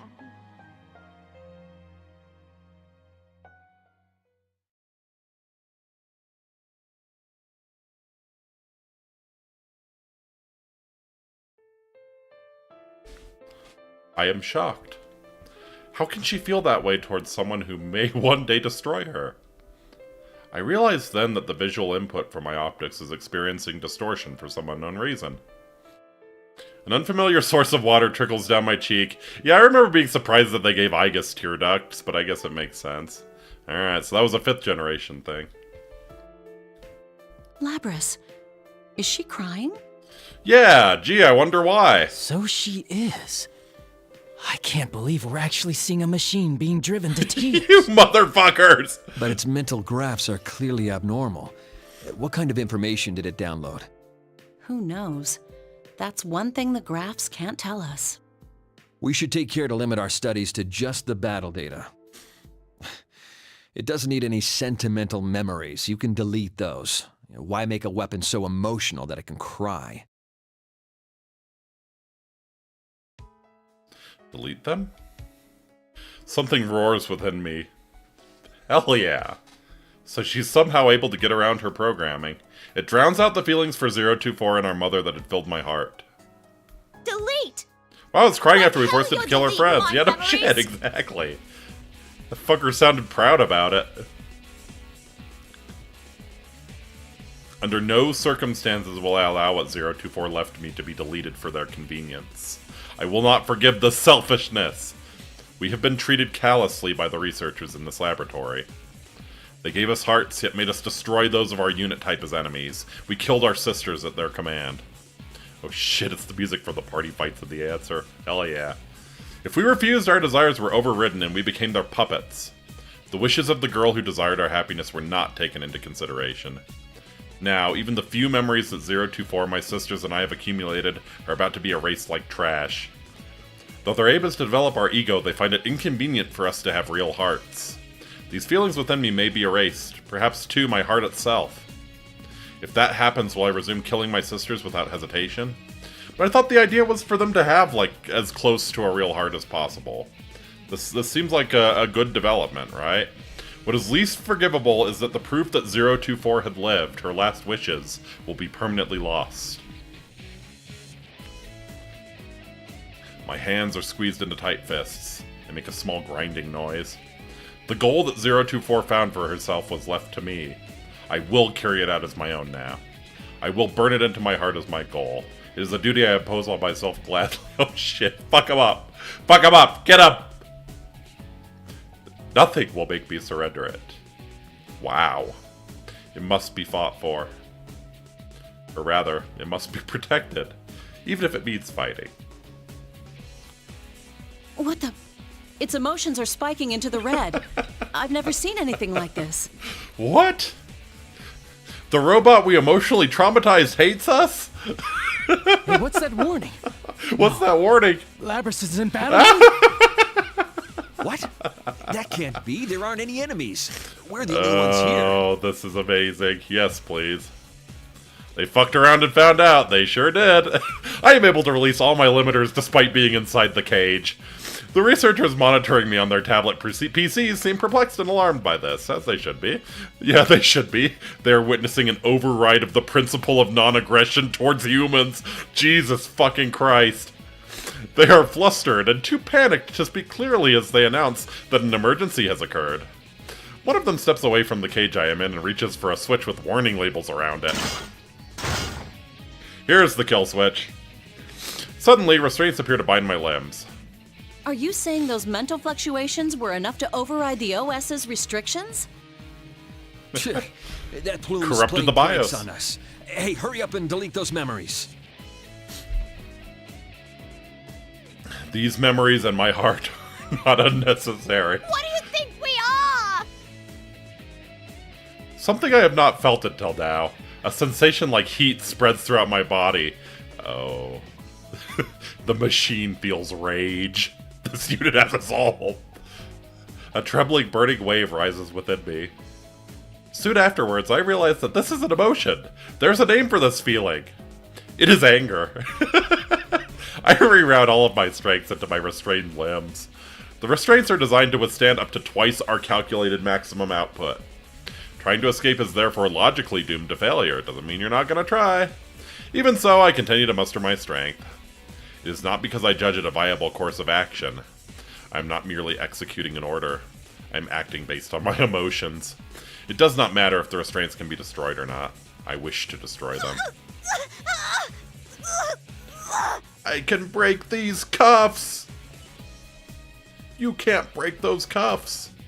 Labrys sees a cloaked figure. She hears him say, "Good, let the hate flow through you."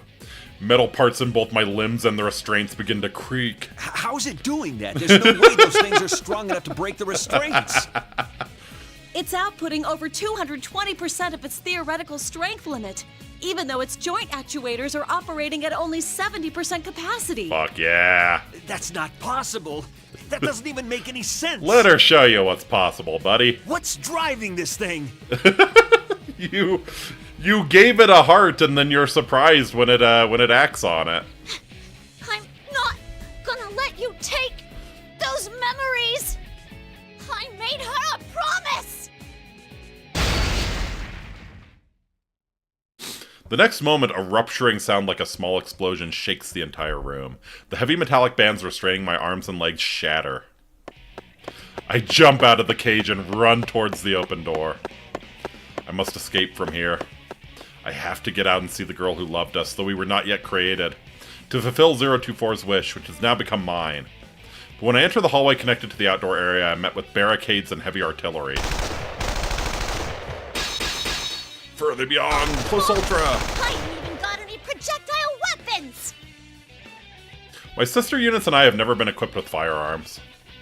You got fingers? You got fingers? Go wreck one of the security guards and equip yourself with a firearm.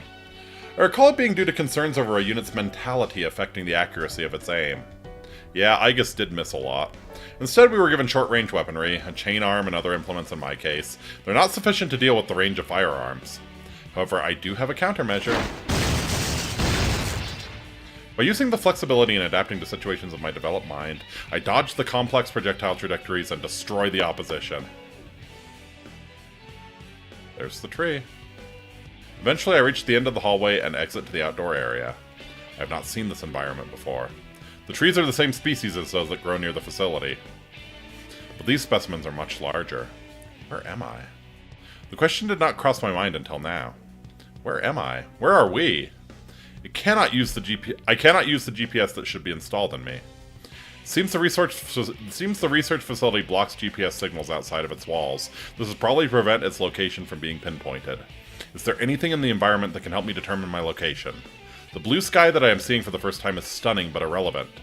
Then I notice a periodic sound of liquid in the distance. Ah, that is the sound of the ocean. Okay. The answer came easily to mind. One of my sisters must have taken an interest in it and learned what it was. My sisters are helping to keep me alive now. When I think of it that way, a burning feeling rises from deep within my chest. But none of what I can see in my surroundings is helpful. Is there anything else by which I can determine my location? Any landmarks or signposts? I mean, if you keep running, you'll find something eventually, right? You're telling me they managed to deploy an entire company's worth of security within seconds, armed with rifles and heavy small arms? It's the Kirijo group, my man. And if this goes wrong, you have a crazy killbot. You have this. So yeah, I believe that they deployed a large security contingent. I scan my surroundings while running past. They also have to have, like, a huge security contingent to keep people away from this, I'm sure. Like, intercept any hikers who are getting close and turn them around. These trees obstructing my view. They're a unique species. That may be a hint. I review the tree's characteristics once more and run another search on them. I attempted this once already, but there is much more data available to me now. Once again, results come easily. Would have expected them to be somewhat lax since there wasn't a last time a killbot did this. This variety of tree is known as a cedar. Doesn't look like a cedar. It's found in many habitats, but the cedars here are unique. The tree's shape and the age it implies is so different that it is nearly a separate species. If that is because of differences in the environment, it may be useful in determining my location. That's when an unfamiliar sound reaches my ears. The heavy rumble of what sounds like a motor. Seems they have dispatched a vehicle to pursue me. I expected this.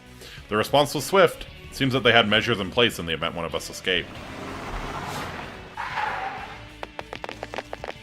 When the vehicle stops behind me, fully armed personnel pour out of it. They move to surround me from both left and right. It is an obvious response. No matter how much power I may have, I am alone. The optimal solution would be to overwhelm me with numbers. I try to shake them off by running faster. But soon afterwards, I reach the main gate of the laboratory, a high steel edifice. It is tightly sealed. A number of heavily armed guards are protecting it. I stop. There's nowhere else to go. Labrys, come back here! You're too useful a unit to destroy! Yeah, that's gonna motivate her. You need to get back here to be regulated! That's your role in all this! That's gonna motivate her. I cannot be destroyed here. But I cannot be captured either. They will surely delete my memories. They will take my wish and everything else that was given to me. What purpose even is there in avoiding destruction if that's what awaits me? The only options available are either my wish dies with me or whether it is stolen away. I ain't gonna let you destroy me. And not just because I don't want to be destroyed. Now you gave her a reason to fight back since the soldiers can't use heavy weapons exactly. And there's the persona, huh? Yep!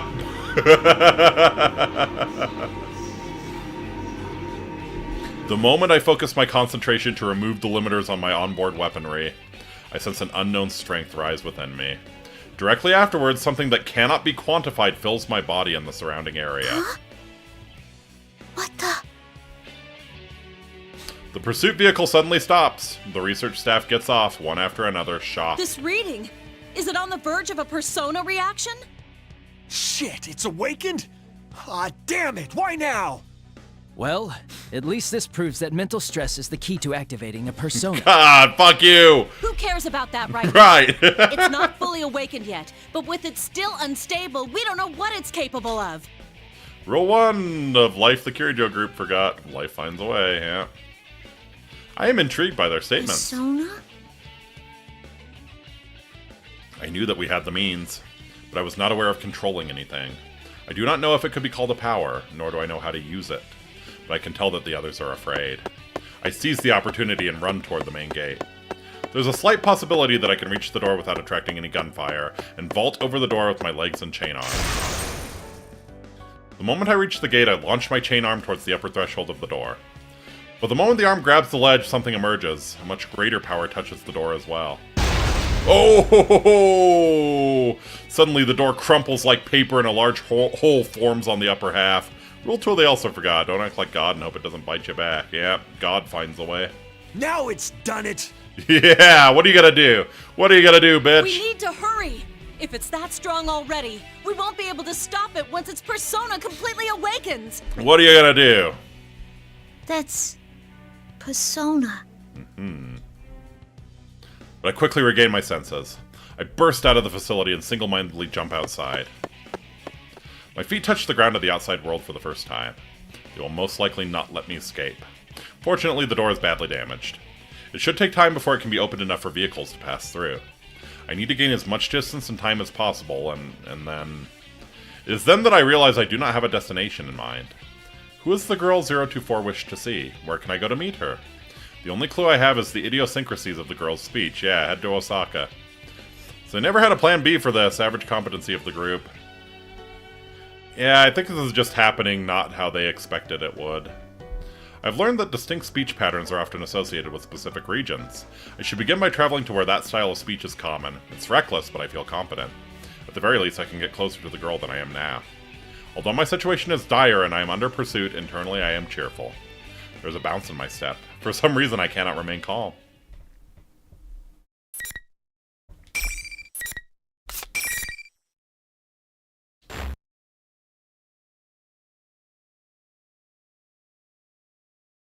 Just then, 5 meters ahead, something white and fluffy crosses my path. Fuck!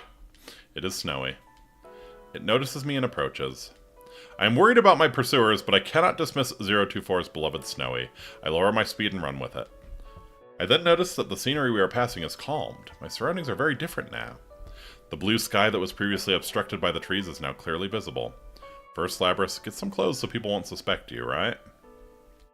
The green grass is shining vibrantly in the light of the sun. There's a deeper blue than the sky ahead. Many lines of white run across it. Is that the ocean? Oh. Woof woof. Snowy barks as if in answer. I feel like it's saying that's right. I could not previously comprehend Snowy. I did not have an interest in trying. Now I can, yep. Now I can grasp what Snowy is saying as if I could speak its own language. I know that it feels happy to be able to run with me. I feel as if 024 is inside me. Though we were forced to part, she certainly left me many things. Not only her wish, but other things as well. I'll find her come hella high water. Are you with me, Snowy? Aww. Snowy barks energetically. I respond with thanks and a smile. 024 and Snowy are encouraging me.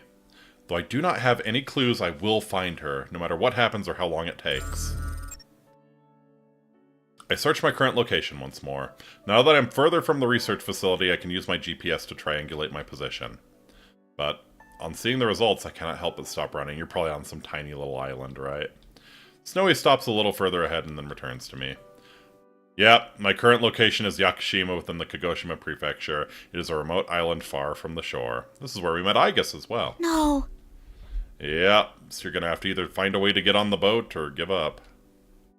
The island's perimeter is only 132 kilometers. It is such a limited area it will be a matter of time before a full-scale manhunt apprehends me. The research facility must have been built on an island in anticipation of such situations. Even if someone were to escape the facility, the island's geography would contain them. It is essentially a natural prison. I do not want to believe it, but my hope was meticulously strangled before it was born. However, I cannot wait here to be captured. I begin running again. Though as expected from my position data and map, I immediately reach the ocean. So, this is the ocean. Ha! It's so huge. I can't see anything out there at all. I look at the glistening surface of the ocean reflect the sun's light and ponder its beauty. I'm at a loss. Though I knew it would come to this, I could not stand idle. Despite this, my feelings sank. Snowy looks up at me from time to time, and I stop running and begin walking. This gesture of concern forces me to smile and tell it that I'm alright. The forest becomes a grove, and the trees grow sparser. A blue ocean and the sandy soil leading up to it spread before my eyes. I check my map again. This is not an uninhabited island. There is a means for people to come and go, but I doubt that I will be able to use those methods freely without arousing any suspicion. I gaze down at my own hand. It is completely unlike a human hand. It is an object sculpted from metal. Well, that's a problem. What should I do? My question seems to dishearten Snowy. Come on, don't give me that look. I am a cosplayer. Those are the magic words, Labrys. I am a cosplayer. Is Labrys waterproof? Salt might rust her. No, I don't think they're waterproof. I mean, probably to some extent, but no, she couldn't just walk on the ocean floor, I doubt. Ah, well. Maybe it's my fault for getting so frustrated. Sorry, Pooch. Just as I'm about to crouch and pat Snowy's head, Snowy moves as if avoiding me. Snowy? Snowy circles around behind me and growls towards the way we just came. I train my sensors in that direction and sense presences in the distance. They may be keeping their distance on purpose. Since I have no firearms, they must understand that their effective range exceeds mine. Looks like they're coming. Amongst the human soldiers are a number of my sister units. Is it possible that I can convince them not to fight me? I dismiss the idea as hopeless. Though they may have awakened to their ego after my escape, they will be under their commander's control. Even if that is not the case, they may think that their orders are absolute, just as I once did. Don't tell me they shoot the dog. I really hope not. Knowing why they're here doesn't make it any easier to deal with them. It does not seem as if they will all attack at once. They must understand that I am already at the ocean and have nowhere to escape. I do not want to surrender, but I'm frustrated by my powerlessness. To be caught like this. I think that's the dock where we meet Igus. I have my own mission to accomplish. The ocean sparkles. The periodic sound of water I once heard from afar echoes from it. As I gaze at the clear water while it ebbs and flows, a mysterious feeling rises in me. Wow. Look at that. It's beautiful. Oh. My opponents show no indication of moving. I step out onto the sand. After cataloging that sensation, I approach the pier stretching to the ocean. How did Junpei flirt with the teacher? What do you mean? When I step onto it, the wooden planks creak. I can hear Snowy's light tread behind me as well. I stand at the end of the pier and look out to the ocean. I wonder if she's beyond this ocean that seems to stretch forever. The girl 024 wanted to meet.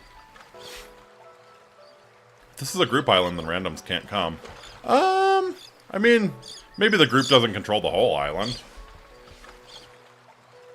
Probably not. I mean, she says it's not uninhabited, so there's probably a city on the island. I doubt the group controls everything. The girl that I wish to meet as well. This mother figure who loved us and wished for our happiness. While my thoughts turn to the girl whose face I do not know, I decide to preserve the ocean's beauty in my memory. After all, it may be the last time I will be able to see the ocean as myself. The odds are high that when I am restrained and returned to the facility, my memories will be wiped. I'm scared. I'm frustrated. I do not want to be erased. But I do not think all my hopes are lost yet. This may be the end of me, but just as I inherited the memories of 024 and other units, my memories will surely endure into the next generation. So I will keep these feelings, along with this beautiful ocean scene, deep within the origin of my heart. There it cannot be erased or tampered with. The blue sky and ocean, the shining sun and glittering water, and the gentle breeze and calm sounds of the waves. The scenery from this pier is so stunning that it is unimaginable from inside the research facility. I'm glad that the last place I see is so beautiful. With the ocean before me, I speak to any future sisters that I have yet to meet. It might be called a type of prayer. To all the ones I'll never meet, but will receive my memories. My emotions race ahead of my thoughts. I cannot find the right words to say. There's so much I want to say to you that I don't know where to start. Close my eyes again and calm my heart. To my descendants, whom I will probably never meet, if you ever find someone precious to you, as I did with 024, and wish to meet them, may you meet them here. May you go beyond the... It is the pier. It is... God damn it.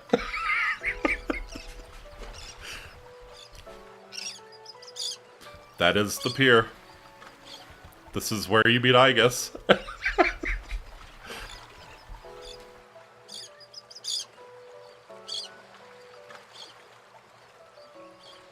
Yeah, I might need some time. Wow. Wow. May you go beyond this pier to places I could not. I just pray from the bottom of my heart that everyone can find happiness. As long as that happens, I don't mind if I... Those damn ninjas with onions, right? Even though my wish may not come true, I'm still satisfied if I can entrust it to someone I believe in. 024 said something along those lines. Could this be it? Snowy rubs against my leg. Is it warning me to be cautious of my pursuers who have arrived and are coming closer? Or does it only want me to pet it? I look closely and realize that it's the latter. It must be worried.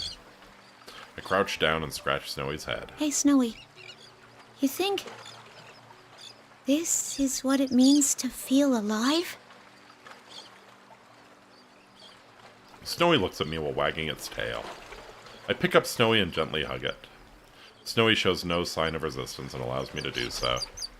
My pursuers are closing in now, but I will not run anymore. It is true that I'm still frustrated, but it's strange. I'm also satisfied. Snowy licks my cheek. Thanks.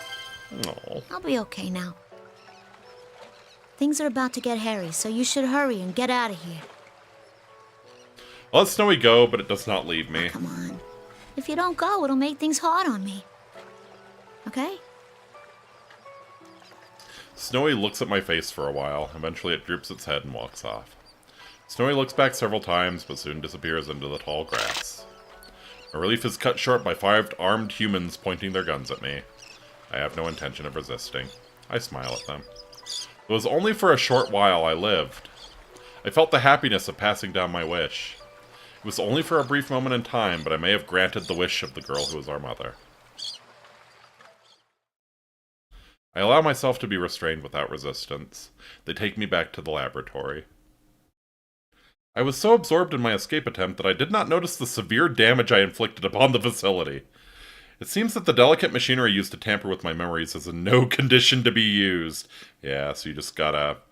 I guess they just gotta deactivate her and put her into storage. And this is probably where she is until the plane gets hijacked.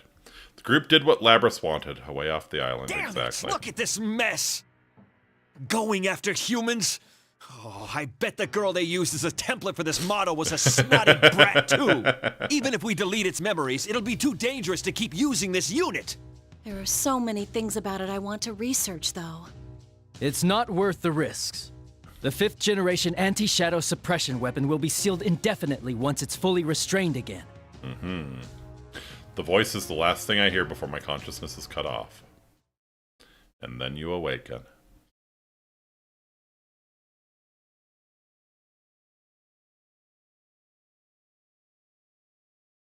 Huh? My consciousness should have been shut down, but I've awakened. This place. It's that ocean. I am on that pier. The blue sky and ocean. The shining sun and glittering water. And the gentle breeze and calm sounds of the waves. Even Snowy is next to me. The scene is identical to the one from before. Though this time I sense no pursuers, so she dreams. I was captured. I remember that clearly. This is obviously an abnormal situation, at odds with my memories. But the clear blue sky and ocean are still so beautiful that I can't help but gaze at them. If only I could go beyond it. Just as the thought crosses my mind, my viewpoint ascends. Soon afterwards, I realize that I'm floating as if my body is weightless. I'm astonished at myself to be thinking such strange things, but then my field of vision drifts and I turn attention to that. The scenery I knew already begins to mix with other environments I do not know. They become a connected, continuous image and pass like a slideshow. From time to time, I pass through the drifting images. I cannot grasp anything within those spaces. Even when they are about to collide with me, they pass right through. Could this be dreaming?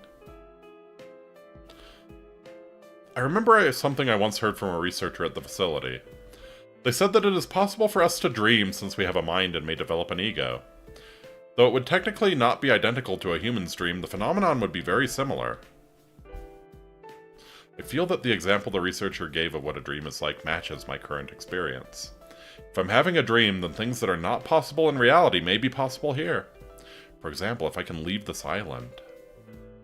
If I can go beyond the ocean. The girl that 024 and I wanted to meet said that even though she knows the world is big, she would not be able to see it for herself. What could that have meant? Was she in a place that limited her world, as I was unable to leave the island? Just when it seems that the images flowing around me have stopped, I find myself in an unknown room. There's a bed here. Next to it is a flat-screen monitor. There are also white shelves surrounding the bed. To one side is a stand for an intravenous drip. There's a machine connected to it by cords. Though it's small, it appears to function as a life signs monitor. This is similar to the research facility. Could it be a hospital? The voices that sound from somewhere belong to a man and a woman. I've not heard these voices She said before. during this morning's checkup that she wanted to go to school. She asked how much better she needs to get to be able to go. Understandable. This ward is right near the road most of the students take. She must have been lonely too, not having seen her parents lately. Jeez. How much better she needs to get. She still doesn't know that her condition is incurable. Why don't you be honest with her and tell her she won't ever be able to go? It's cruel to string her along like this. I don't know. Shh, keep your voice down. Room's next door. I understand at once that these people are speaking of the girl I wish to meet. The scene feels as if it comes from my own memory. I do not doubt it at all. The girl is suffering from some kind of illness. She may not be able to go outside. Her condition prevents her from leaving her small world. Her life is like ours. Could the girl have heard this conversation? How did it make her feel to hear it? I want to spend more time in the outside world. I want to live a normal life. The thoughts that come to my mind are not my own. I wonder if the nurses thought things like the student council were too much trouble to bother with when they were in school. I don't know. It sounds fun to me. Oh. Just as I thought, it is the girl's voice. When I listen to her, I can sense her strong yearning and admiration. You gotta admire the student council president. I mean, they're the ones that get things done for everyone. I see. But I guess it's because they're like that in the first place that they get to be president, huh? I see. So that's why she went with the student council president. The girl had a strong desire to attend school and live a normal life with friends. As I review these voices and feelings, an interest in the school she longs for grows within me. High school. I wonder what that's like. Would it be fun? I wish to see for myself what she desires. Is there a specific image of it? What kind of place is it? What activities do its attendants perform while there? There are no memories in regards to schools. This must mean that the girl has no such memories. Figures. I don't know anything about schools or whatever else student life is like. I want to see them. I can show you if you so desire. Oh. A voice answers my unspoken thought. Who could it be? I do not think I know this voice. For some reason, my mind becomes hazy. I cannot access my memories easily. Who's there? There's no need to be alarmed. I only want to give you a glimpse of the world you long to know. I was under the impression that this was a dream. Dreams are supposedly a release valve for memories, yet this voice does not feel like a part of me. Is that even possible? As I ponder these things, the scenery around me changes completely. I first see a 3-story concrete building. I do not know this building. As I examine it, my surroundings change again. There she is. The same desks and chairs are lined up. In front of me is a dark green rectangular board on the wall. Is this a school? A real classroom? This is the place the girl wished to see. It is here that I have gained an interest in. I find myself forgetting that this is a dream and focus my senses on the desks and chairs. I then realize that I can move around at will, just as when I felt my body rise at the beach. So this is where classes happen. I feel a sudden excitement. But what do the students do when there aren't any classes? Do they just talk and stuff? The mysterious voice doesn't answer. Instead, I'm surrounded by other sounds. Many voices are talking at once. It reminds me of the sound of waves near the ocean. But the sound is lively and enjoyable. The voices belong to boys and girls surrounding a desk. They're laughing and talking. They wear common clothing, though there are some differences. These may be uniforms. It is interesting to see that each person's uniform is distinct in some way. That student is the only one with something around his neck. A girl with short hair and a green jacket raises her right hand. Next to her is a girl with long black hair wearing a red jacket. She smiles. Then there is a well-built young man with strange spiky hair. In contrast to him, I can see a small, delicate, intellectual-looking young man. Last, I see a young man with a calm demeanor sitting at a desk. The front of his uniform is open, his white shirt is showing. They seem to be talking about something, and cannot quite discern what it is. The scene proceeds to show various points in a normal school day. Classes, activities, clubs, student council. It looks like so much fun that I can feel the excitement. But then I remember, this is all just a dream. I'm only dreaming. No matter how much I want it, there will never be a day when I can attend school for myself. All the scenes that I saw centered around the young man and his friends. I will never join their circle. I cannot go to school. I'm not even human. I consider this self-evident truth once again. Though I look human, I am a machine made by humans. It does not matter how close my heart is to that of a human or how much my ego develops. This mechanical body can never be truly human. Just as our mother could not overcome the obstacle of her illness no matter how she wished for it, I cannot overcome the obstacle of being a machine. Oh. I guess would disagree. Clank, clank, motherfucker. Clank, clank. It is futile for someone who cannot become human to yearn for a normal human life. There's a strange sensation somewhere in my chest that feels like pain. Still, although I'm a machine created as a weapon, that girl loved me. What if there were other people like her who could understand me? Would I then be able to find a place to belong among them? But... You'll never find a place where you belong. Humans created you as a tool. They would never think of you as anything more. Everyone, to a man, lives by averting their eyes from something inside them. Is this Amino Saguri or something? They all wish to live inside a never-ending dream. For who has the right to say they shouldn't? This is certainly sounding like Amino Saguri.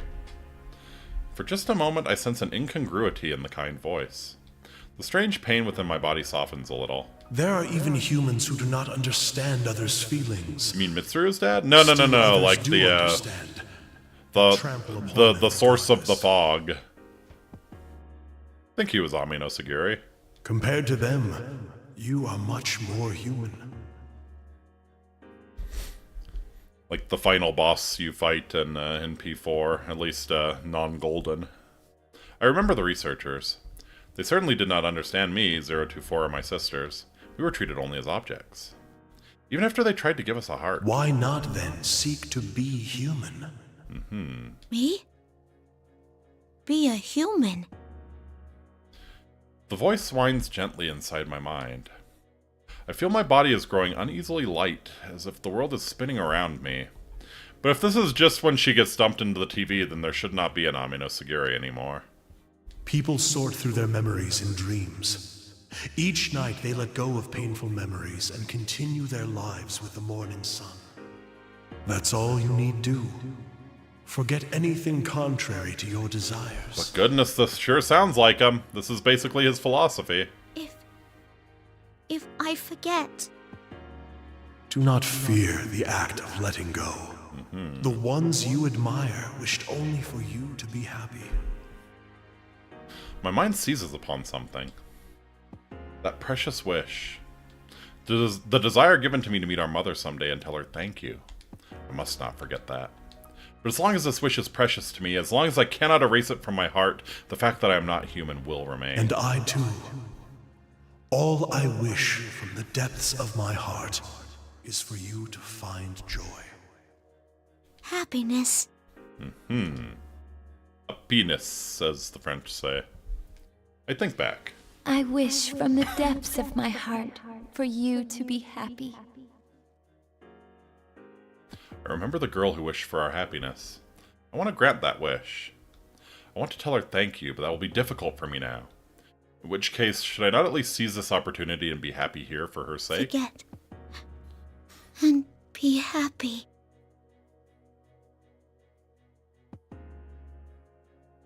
My vision goes dark. The sounds I heard fade away. I feel as if I'm falling. Everything is now in readiness.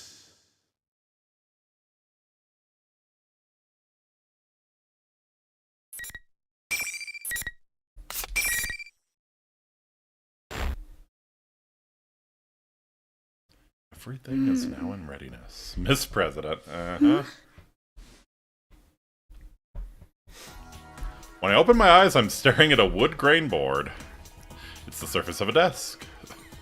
I quickly raise my head. Excuse me. Looks like I fell asleep in class. My sleeve was pressed up against my forehead while I was asleep, and the texture left a mark. Taking a drink here for a sec. Oh man, I hope no one sees this. I rub my forehead a little and look around the classroom. According to the clock on the wall, it's 3:30 in the afternoon. The only thing written on the blackboard is 5/1/2012, Tuesday. Everything else is erased. Labrys didn't hear the fucking ring, ring, ring. Yep. I stretch out my arms. I feel a little tired, but I gotta stay focused. After all, I just got elected student council president in the elections a couple days ago. I have to keep in touch with what the people who voted for me want in a leader. Things with the student council will get pretty hectic after school. We should hurry to the student council room. I stand up and open the door in the back of the class. When I enter the hallway, there's no one around. I check inside the classrooms as I go, but I still don't see anyone. Where the heck is everyone? It's weird. The whole school is usually rowdier than this after classes. I should hear people talking and laughing in classrooms, and teachers yelling at them to quiet down. Where's all the bustle of students and everyone getting ready for the after-school activities? Just when I'm wondering that, I turn around and look down the way I came. Oh, there they are. There's some students in the hallway. Some of them are chatting and others are coming out of the classrooms. A few of them run past me carrying their bags. Yeah, this is more like it. This is how school's supposed to be. Hey! No running in the hallway! The student gives an apologetic smile, but he just waves to me as he zooms down the stairs. Sheesh. You'll put your eye out if you don't look where you're going. Oh well. I just gotta clamp down on him more from now on. Almost won a position on the student council as treasurer, lost by 1 vote, which I assume is when the one opposing me voted for herself. Well, I didn't because of honor. Yeah. Yep. Listen to the screams of a trillion souls and ask them what honor means to them, Chitao. Put my hands on my hips and Hey sigh. there, Miss President. Are you off to the student council room? Have fun. Aw. You're always so excited about that. Bye, Miss President. Thanks, See you not next Yosuke. Monday. Thanks, not Rise. Everyone walking down the hallway talks to me. I wave back to them. I always had a lot of friends and people who knew me, but ever since I got elected student council president, all the students seem to know who I am. The job comes with a lot of pressure, but I know I'm up for it. I'm going to be busier than ever around school now. That'll result in a tie, which I wonder how it would play out.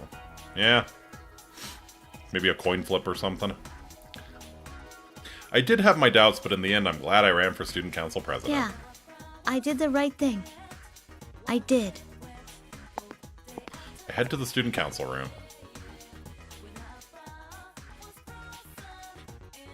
Time flies by as I go over my agenda. Before I know it, there's red light pouring in from the west window. It's already sundown. Whew. Guess that's enough for today. There's no one else left in the student council room. I had the others go home before it got too late. But when I said that if they pushed themselves too much at the start, they'd burn out quick, they just laughed and said, "Same goes for you!" All ties are settled by a deathmatch in the school basement. Ah, Bulworth rules. Wonderful. I leave the student council room and lock it up. As I go down the hall to return the key, I see a strange woman at the far end of the hallway. She's not wearing our school's uniform. She's got on an odd hat, some gloves, and a one-piece dress. Odd hat, some gloves, and... Oh, it's Elizabeth. They're all the same deep blue color. Underneath, one arm is holding an old-looking book. I can't see her face with her back towards me, but her short, straight hair draws my attention. Her hair is this radiant silver, like if pearls were stretched out into strands. Who in the world is that? Maybe it's the clothes, but she gives off this strong presence. I get a little uneasy looking at her. Yeah, you don't want to test her. I'm not tiptoeing or anything, but she doesn't turn around until I'm about 2 meters away. When she finally does, though, I gasp a little. Her features are so perfect that she's like a sculpture. Yeah, at least we understand that Elizabeth is perfect. Hey, excuse me. You got some reason to be at our school? Can be a robot who doesn't know shit but violence, but even you realize that Elizabeth is perfect. Are you sure this is how things should be? Huh? I don't understand what she's getting at. But for some reason the question throws me. I am a wanderer who only stopped here because I sensed great power gathering. I am in no position to give advice, but... This is like a ringing bell to buck in a egg, yeah. This place will soon be caught in a bit of a fracas. A fracas?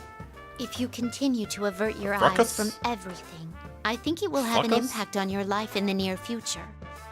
My life? What she just said sounded pretty scary.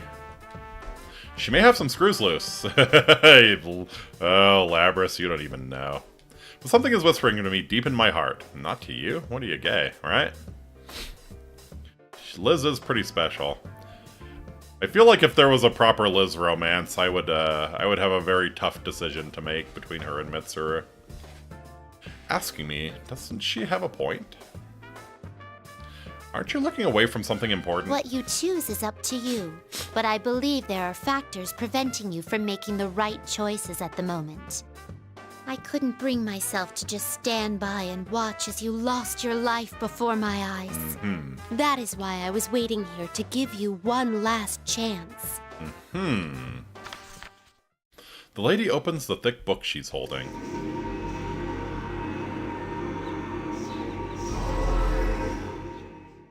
I don't know how it's doing that, but light streams from the book.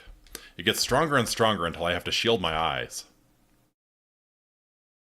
The blinding light finally begins to fade a little. I slowly open my eyes. The first thing I see should have been my arm. But what I see instead is one made of metal. Okay. What is this? I can't believe this awkward metal arm is mine. It's like metal plates are completely covering it. I start tugging at them to try and tear them off. My cup of tea, simple as. Crazy.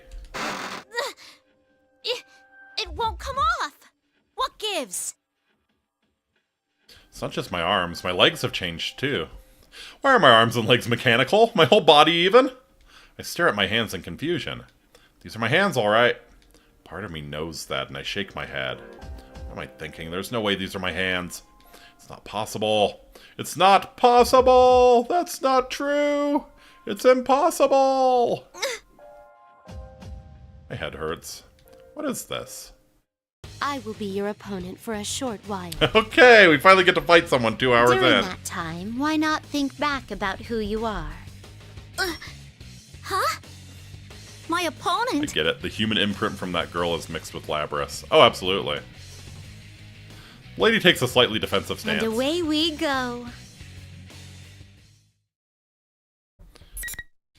Alright. Learn how to use Labrys by fighting Liz. Alright. This was a close fight when I took her on with you, if I recall. Ariadna, okay.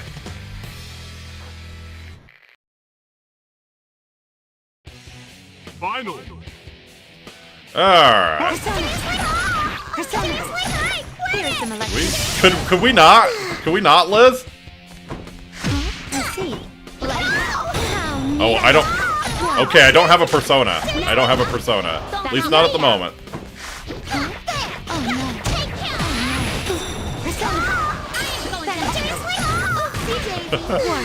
Dear Lord.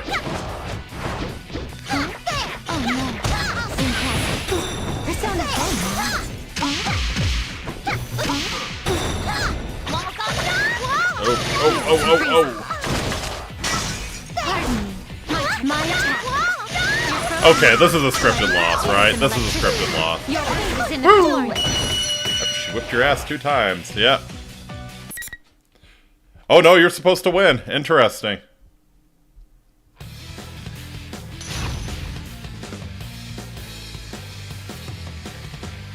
Okay, so yeah, I don't have a persona right now. Spent 2 hours pummeling you with emotional damage just to send Liz to whip your ass, right? Now up. Oh my. Oh no. Okay.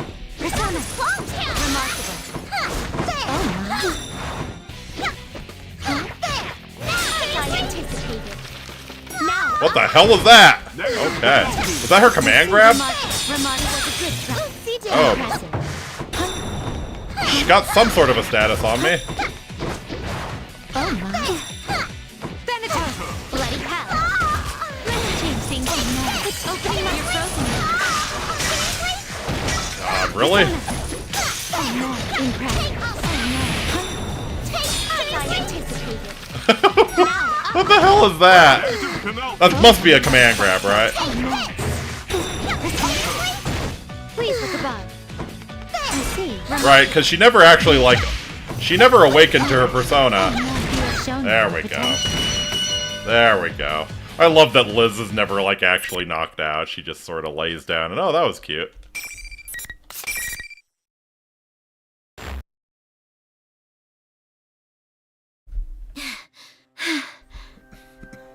Look at that her music is Battle Hymn of the Soul, right? Somehow managed to beat the lady in blue who attacked me. How did I win? How did I use these metal arms and legs like it was second nature? I don't understand. The lady in blue stands before me exactly like she was when I first saw her. She's not even breathing hard. Well done. But I'm sure you realize now, you are not human. There must have been an important promise that could only be kept in that guise. That must have been your reason for living. Whether it's worth losing that or not, I ask that you give it serious thought. An important promise. My reason for living? I repeat that to myself. It seems important somehow. Now, it seems the tumult of trials is about to begin. In which case, I bid you good luck. The thick book in her hand closes with a loud thud. Strangely, that ordinary sound lingers in my mind. When I come back to my senses, there's no one here anymore. I take a nervous look at my arms and legs. Nothing seems different about me. There's no metal on my limbs now. Just ordinary skin and bones. What the heck was that? A dream? Yeah, just say it's a dream. Say it's a dream. Learn nothing. Yeah, what was that? At least she's planted... I think Liz, laid the groundwork, right? She planted the seed of doubt in Labrys' mind, at least. So yeah, when the time comes, hopefully she can come to peace with it. Would daydream be the word for what just happened? I can't sort out my thoughts, so I think to myself, I can't let it get to me. Just let it go. Some things I can't dismiss that easy. You are not human. You have an important promise which must have been your reason for living. She said, I'm forgetting something? That I need to remember? There we go. My head's hurting again. The pain brings back another memory. It's just for a second, and I can't quite catch it, but I saw blue skies and the ocean, and someone else was there. Maybe a white dog, too. I don't know. Oh, wait. Good to see you, Yinny. I think there was a lot more to it, but the last voice I heard stays with me. I mean, we're loved after all. You missed me crying like a bitch. When I come to, my hands are balled into fists. That's when I make a decision. That promise, that reason for living, I have to hang on to it. Didn't hear them until now, but there are strange voices everywhere in the school building. Hey, I told her that. I told her that already. You don't have to rub it in. And that was not me crying like a bitch. That was me tearing up a few times. I don't think I've ever, actually cried like a bitch on stream. Closest I came was probably October 4th. This is the tumult of trials that Lady in Blue mentioned? Is that really going to be a thing? But yeah, it's appropriate that Persona did that to me as well. I can't just leave this be. You and me thought of the same thing. I'm the dang student council president. The student council president, I have to find out what's going on in my school. I need to make sure the students aren't getting involved in anything dangerous. I start running towards the first floor. End. Alright, so Yep, you can now continue from the cliffhanger in Yu, Yosuke, Chie, Yukiko, Kanji, and Teddy's stories. Not Mitsuru, though. Alright. Well, let's continue Yu's story, then. Yep, continue from cliffhanger. You're lying. This isn't real. I'm not a machine. You're not me! She's denied the truth of the Shadow's creation. With this, the Shadow's face twists with an evil rapture. Finally! You finally said it! Now, I can be myself!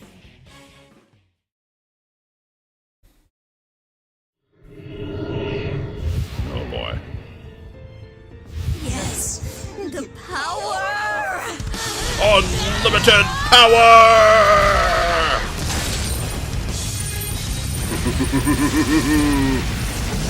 Oh, that's a cool design! It's fucking Diablo!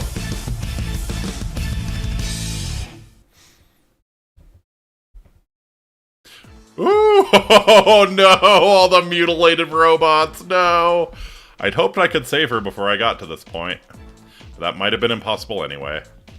It's difficult enough to confront the truth, and in her case it was accompanied by revealing the true form she'd been so desperate to hide. Cue the Doom music, yep. She is a machine, and she was forced to perform painful acts that most likely no one could ever comprehend. The truth she was avoiding wasn't just part of her personality, but her actual body itself. I can't imagine the shock she's experiencing. But now that the reality she built for herself has crumbled, I want to help her. She may be a machine, but she has a heart. Labrys has denied her past in which she was forced to fight and kill her friends, and her pain comes out in a long, echoing scream. What has to be done to a heart to cause such terrible screams? There's only one thing we can do. Oh. Yeah, I think it's we'll accept who you truly are, right?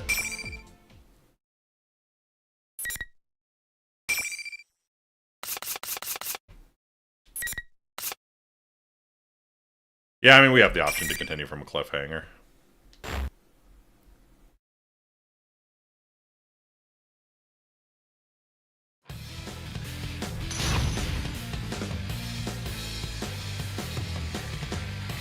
The Raging Bowl of something. Finally!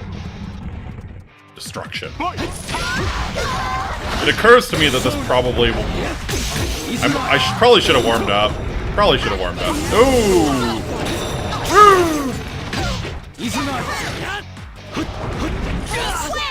Ooh. Oh, that thing is nasty. But it seems to usually be behind her. Like a stand or something.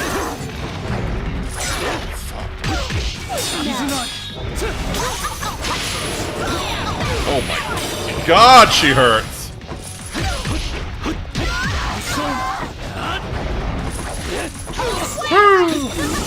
Oh my god. Okay, come on, come on. Don't fuck this up, don't fuck this up. There we go.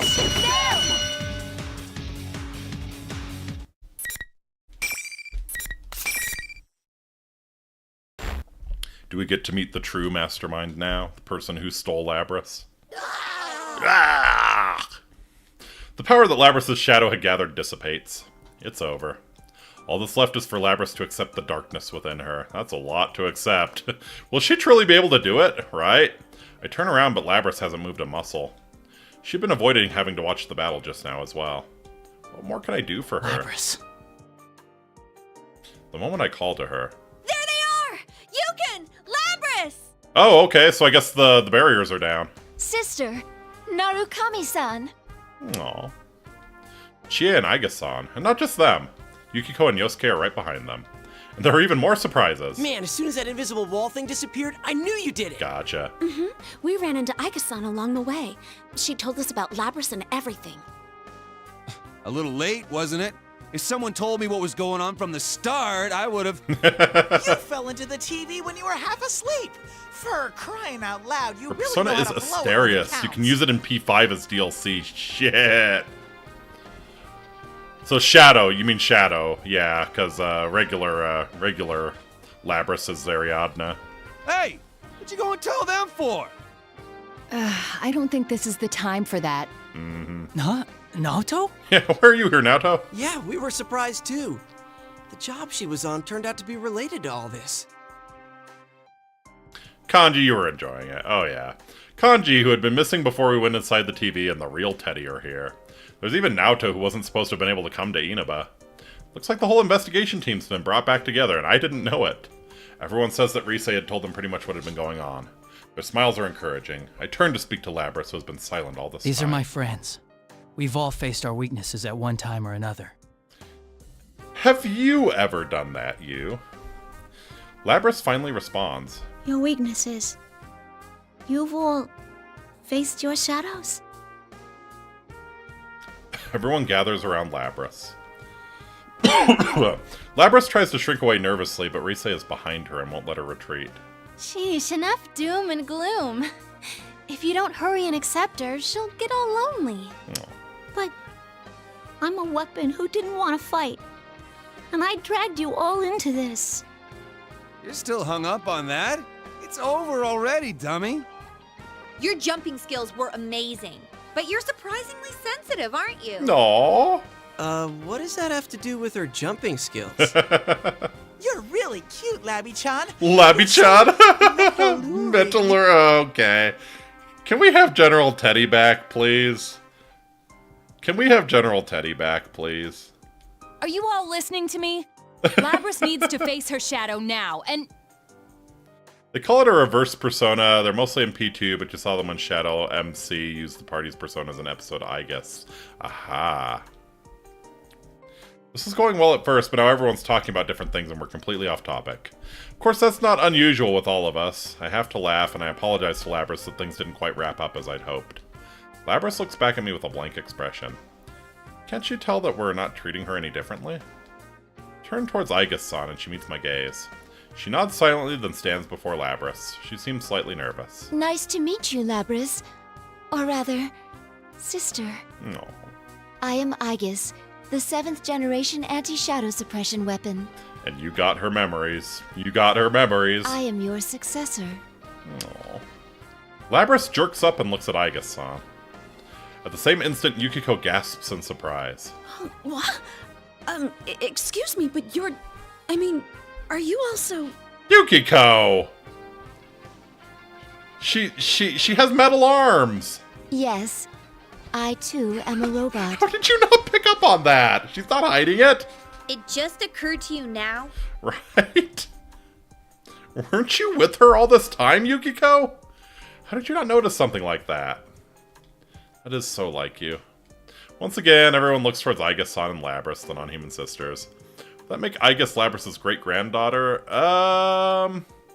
Just her granddaughter if you're going by generations. Now that I see them standing together, there is something like a family resemblance. Yeah. Maybe I've been wrong this whole time. If Labrys is Aigis-san's older sister, then should I be calling her Labrys-san? I guess that doesn't matter. My mission to retrieve you has brought me here. My colleagues are waiting for you.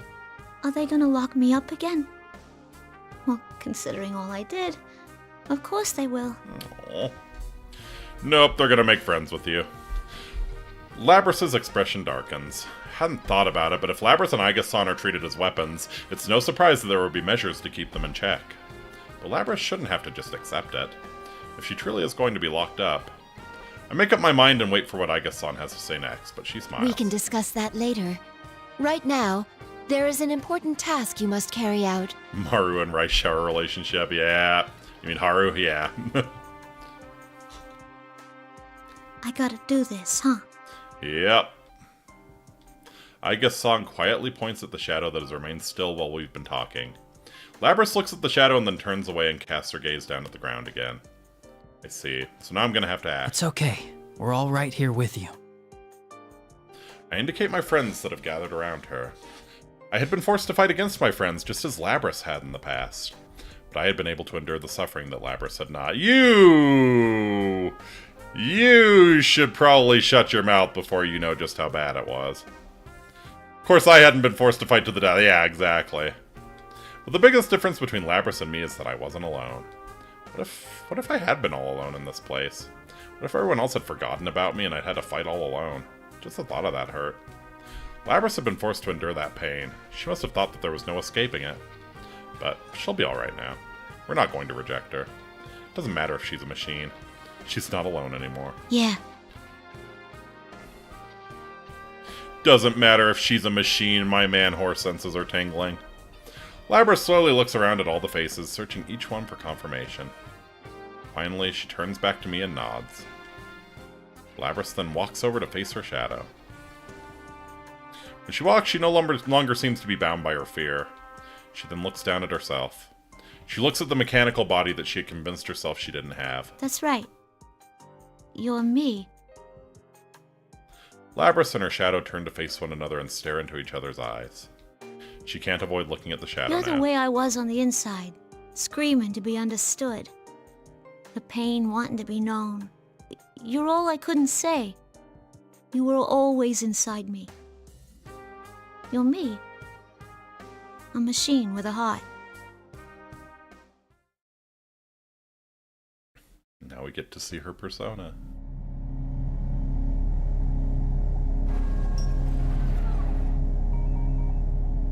I'm sorry I ignored you all this time. I I was the one who left you all alone.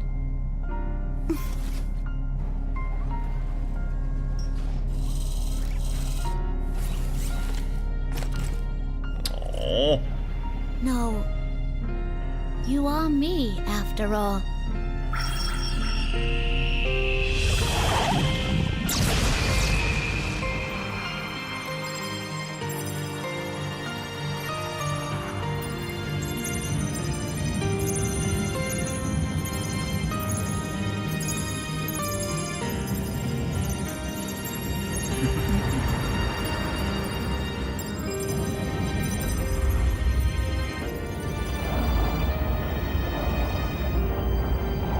That one's kind of, I don't know. Is It's my cool, persona. but it's kind of lame. I mean, it's just, it looks like her. I don't know about Ariadne. I think I like Asterius better. Labrys accepted the existence of her shadow and obtained a persona. It's finally over. We take Labrys with us and follow Teddy and Rise to the school's rooftop, where they say it's connected to the TV and Junes. The invisible walls are all gone. Perhaps there were walls like that wherever she came from, and she drew on that in making this place. Orpheus, but more female. Yeah, it kind of seems like it. But I have a feeling she's truly been freed from those walls now. As in confirmation, Labrys is slowly warming up to us, smiling more and responding to us when we start talking to her. When we reach the rooftop, we're surprised to see that the TV world has regained the studio-like appearance that we were accustomed to. However, there are two unfamiliar faces waiting for us. Mitsuru-san! Akihiko-san! Yay! These people have overwhelmingly intense presences, but thankfully they don't seem to be enemies. Yeah, you would not want either one as an enemy. The moment we see them, we tense up, but after Aiga-san calls out in recognition, we learn that they are her friends. I'm Mitsuru Kirijo, Labrys' handler. Baby. Please handle me. A bodysuit like something out of a movie with a fur coat on top. It's a look that doesn't really work, but her name immediately reminds me of something. The Kirijo group. And if she has the same name, she must be quite an influential person in it. But Mitsuru makes sure another Labrys incident doesn't happen. Yeah, I mean, I doubt they're going to create any more killbots, probably. Like, I think they abandoned the killbots after Aegis's generation, you know? Like, they realized that they don't really work. Yeah, they're probably not going to be another Labrys incident, yeah. What do you mean it doesn't work? her outfit. Yeah, it's certainly doing some work on me. The research organization that developed Labrys and Aigis-san must belong to her. I'm Akihiko Sanada. Sorry for all this trouble. The man with the red cape appears to be quite comfortable with Mitsuru-san and Aigis-san. He must have been helping them fight shadows for some time. Is there some reason why people on shadow extermination squads have to dress like crazy people? Yeah, there must be. That's the only explanation, right? So, what's going to happen to Labrys now? Before we fully introduced each other, Yosuke asked Mitsuru-san what I've been wondering myself. I know all of us must have been worried about this, but I was waiting for a good moment to bring that up. Even Yosuke seems to have realized how out of line his question is, and he shrinks back sheepishly as if regretting having asked the question, until they see Yukari and Junpei. Yeah, I know Yukari's rather over the top as well. I know why Yosuke's worried, but why does he keep stepping on landmines like this? Well, if he's already stepped on it, we may as well wait for the smoke to clear and see if there's any answer. Well, you deserve to know. We were thinking of sealing her away again. They were thinking. Did something change their minds? Mitsuru-san turns to Labrys. There's a smile on her face, but is she smiling for the reason we hope she is? But our report from Aigis says that thanks to you, Labrys has acquired a persona. She's hardly a rogue test unit anymore. Besides, she has a heart. We would never treat anyone with a heart so poorly. Yeah, we did it! Aww!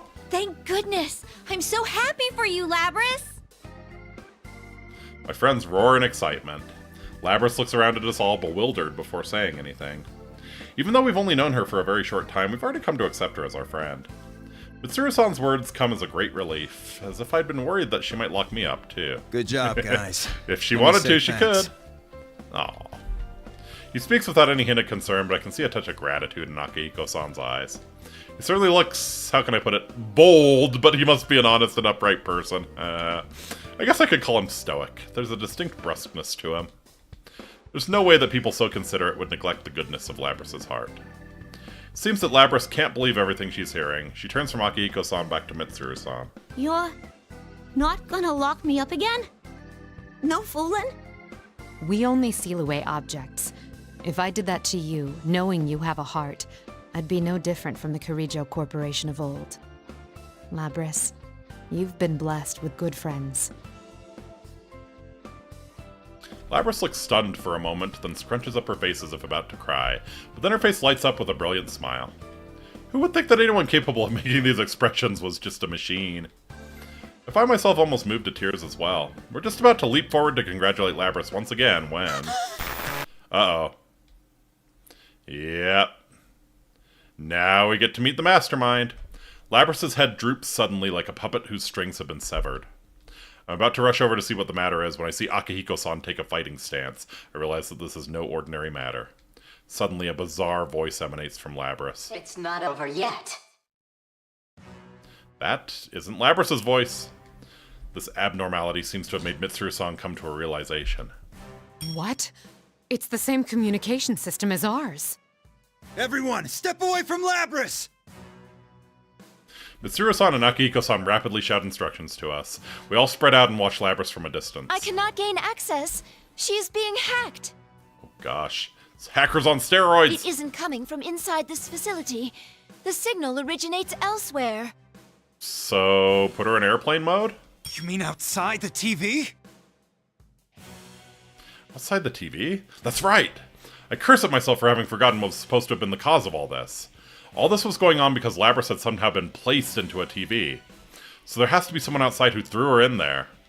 The same person who stole Labrys from the Kirijo group, then threw her into a TV, is now taking direct control over her. Quick, wrap her in tinfoil. There you go. This is just a little extra resistance. Now, entertain me. The nonchalant voice fills with malice. With a dazed look in her eyes, Labrys looks up and dashes forward. She's fast! I barely dodge her axe in time. Surprised, I look up at Labrys once more. Her eyes are blank, as if she wasn't looking at anything. Since said person hacked us so easily, it's an insider within the group, probably. Those eyes were once filled with the strength of responsibility and an awareness of duty. Her face had once been filled with sorrow over her painful past. She had smiled when she had found real friendship for the first time in her life. Whoever is controlling her has stolen all these things from Labrys. Then... I won't let her be hurt like this anymore. We'll save her no matter what it takes. Yeah. She's suffered enough. I won't let you hurt her.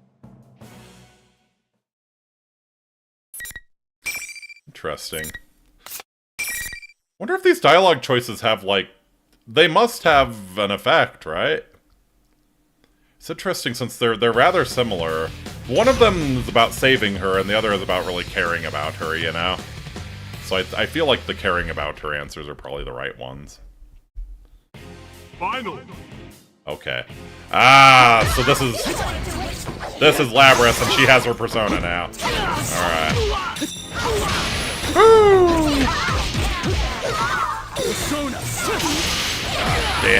Damn. Oh no!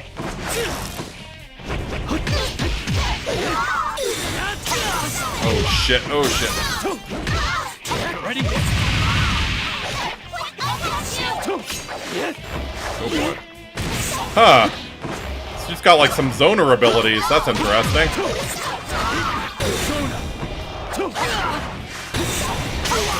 There we go. Yeah. Get that trash out of here. Fuck you, her. That's the problem. Come on. Ah, nice! We're back to the time we jumped out the window with Chie, right?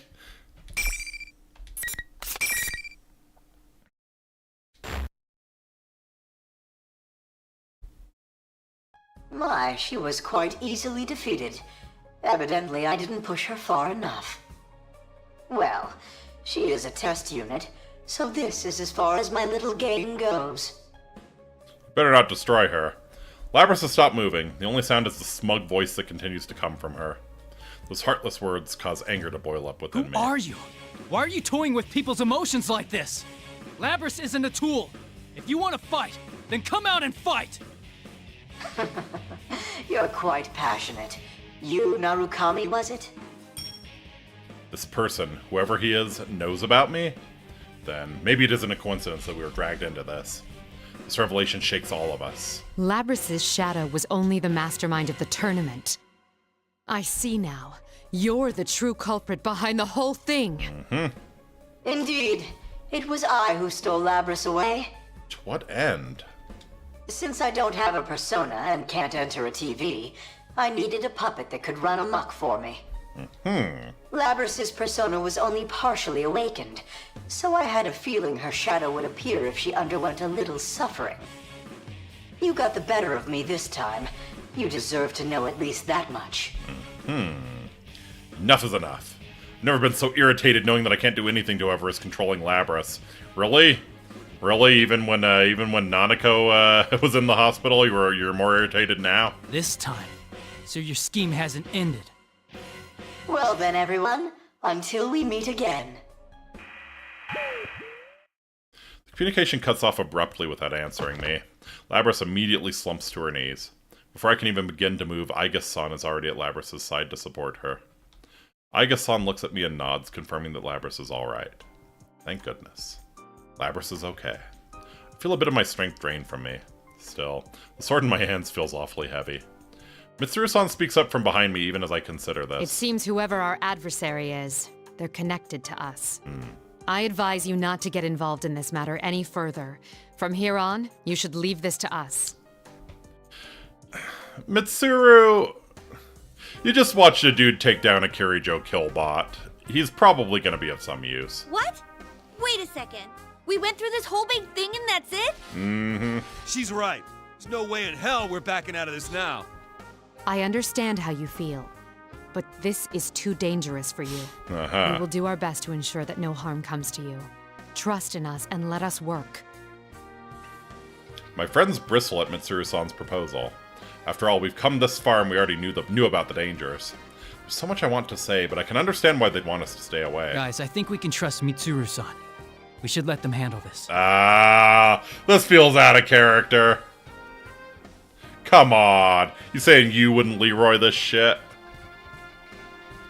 My friends respond with looks of shock. Of course they don't agree. But now's not the time to complicate matters.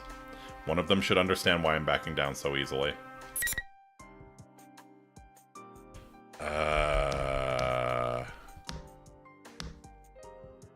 Yeah, Yosuke probably has a better understanding of the situation.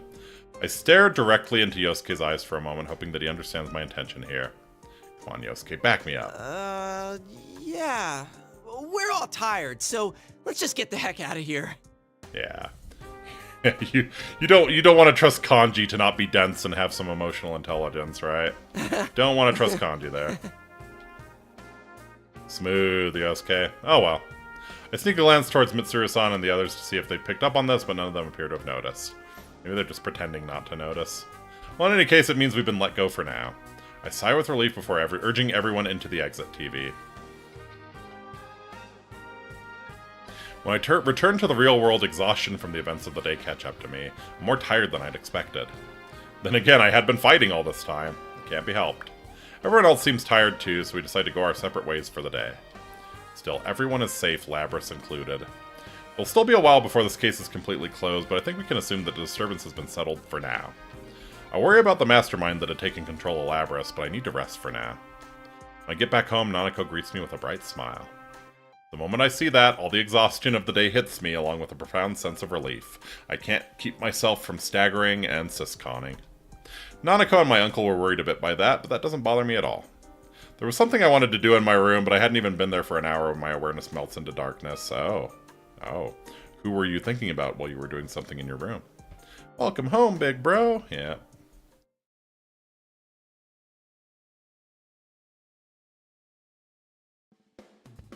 I wake up to my phone ringing. According to the call, we're supposed to meet up at the outskirts of the shopping district, at the crossroads in front of the gas station. When I arrived, the other members of the investigation team had already shown up. Surprisingly, the one who called us was Labrys. She wanted us to come so that she could say her farewells to us. Woo, is that it? Yeah, I'm pretty sure that's it. Oh man, it's so long. I can't even turn corners. Excellent question. A long limousine drives up to us with surprising speed. It's so long that I can't believe that it was able to handle the country roads of Inaba. Yeah, I always wondered how, like, the really long limousines handle corners. I mean, the answer is they don't, but, yeah. I don't think I'll ever see another automobile like this in my life. The limo slows to a stop and smoothly parks beside us. Mitsuru-san climbs out of the back seat and nods to us. Labrys and Akihiko-san are in the back seat as well. You're looking good, Labrys. Okay, Labrys just got hijacked by the enemy. I'm really shocked they haven't at least, like, you know... They haven't shut her down or, like, scoured her to figure out where the back door is, you know? Look for Labrys' back door. Rear wheel steering if they're smart. Yeah, that makes sense. Sorry I made you come here all of a sudden, but there was something I really wanted to tell you guys. When I look at her, Labrys smiles and looks embarrassed.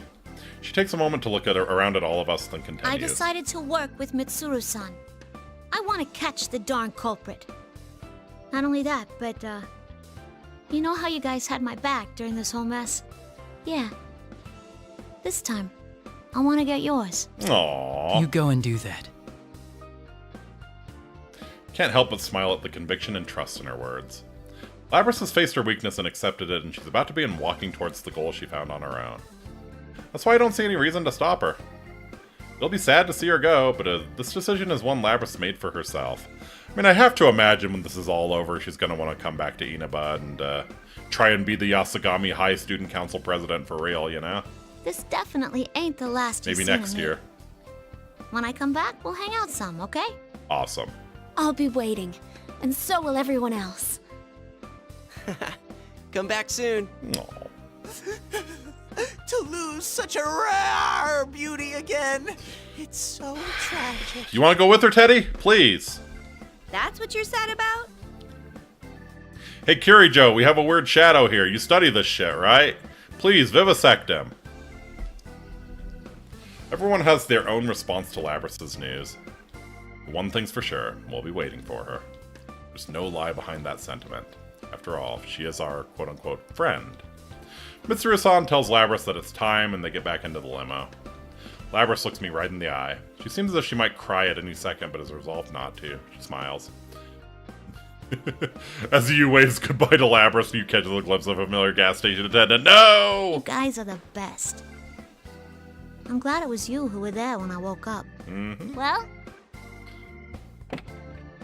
Later, Labrys. Man and machine. Wonder if there's truly a difference between them anymore. Why don't you get real close to Labrys and find out? The thought comes to me as we wave our final goodbyes to Labrys. Clink, clink, clink, clink, clink. The limo demonstrates impressive agility as it speeds off down the narrow rural roads. Aw, she's really gone. Yeah, Risei. This is Risei's first line in this entire, to be continued, you know? Despite the fact that she was standing there with Shadow Teddy the whole time, this is Risei's first line. Seriously. Wish she could have stayed a little longer. Right? I would have liked that myself, but they have their own tasks that must be done. Yosuke and I share a glance after Naoto says that. Yu's fantasizing about joining the Steel Club like his MC predecessor, indeed. Their own tasks, huh? It's not just theirs. We smile at each other. Ever since I answered Mitsuru-san's proposal inside the TV, I've had my mind made up. Yosuke already knows how I think. Then again, that conversation wasn't very long ago. It'd only been this morning. I don't know how she found my number, but after Labrys' phone call earlier, I decided to cook breakfast for Nanako and my uncle. Nanako hears me making noise in the kitchen and stands next to me excited. I'll help too. No.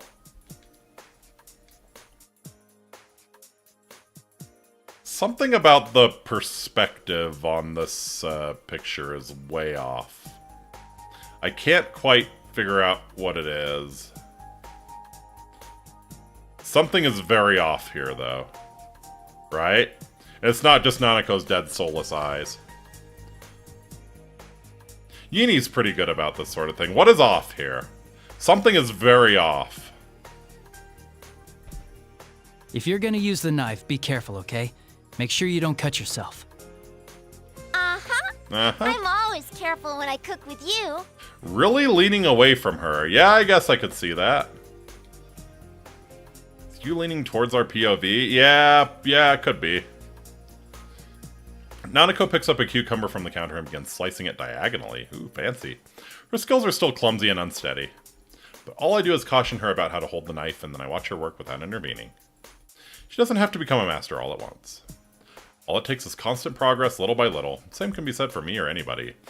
Well, yeah, I mean, definitely, like, Nanako's soulless eyes are the big offender, but yeah, something about the perspective seems really off, and I'm not enough of an art person to really, put it into words. Even though things may hurt us and we may want to give up, we just have to keep trying as many times as it takes until we see our goals through. Instead of nothing changing, I wish to see everything changing along with myself.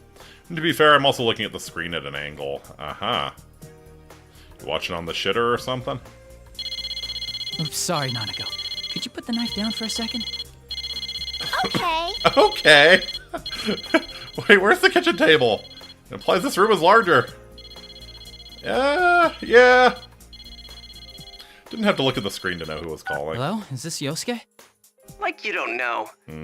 Listen, about yesterday. Does Yosuke get his own special ringtone? I thought this was coming. Yosuke rushes on as if irritated that we have to have this conversation over the phone, but I managed to calm him down. It's funny that he's getting so excited over this, but I'm glad he managed to wait the whole night before calling me. I'm second screening you, haha. Yosuke, do you remember the Moonlight Bridge? The one from our class trip? Yeah, sure. I used to be a city boy too, remember? Hey, were you checking out the Kirijo group online? I was checking out the Kirijo, that's for sure. Perceptive as always. Now that's my partner. When I went back to my room last night, I'd spend as much time as I could searching for information about the Kirijo group online before I fell asleep. Of course, there wasn't anything about an organization involving Labrys or Aiga-san, but the little I did find was better than nothing. Yosuke asked me if I plan to go back on my word to Mitsuru-san and the others. I did say that we ought to trust them to solve this mystery, but I never said we should let them do it alone. After all, the person behind everything may be after us. On top of that, they were using others in horrific ways. You can't back down from this, right? Mm-hmm. Now you're talking, partner. Yosuke and I continue to talk. We know that we're getting closer and closer to a battle with an enemy we haven't even seen yet. There's only one thought in my mind. No matter what kinds of hardship await us on our path, we will continue to fight on. As long as we have friends that will walk the path alongside us. Nanako watches me talk on my cell phone and smiles. You seem excited, big bro.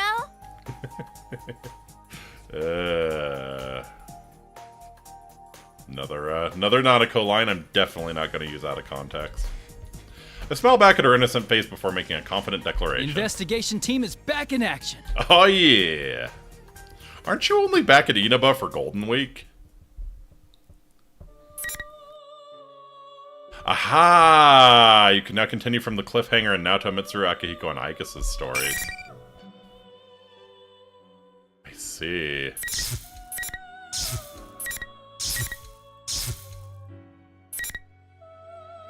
So I assume that the red clear means that you've seen, like, absolutely everything.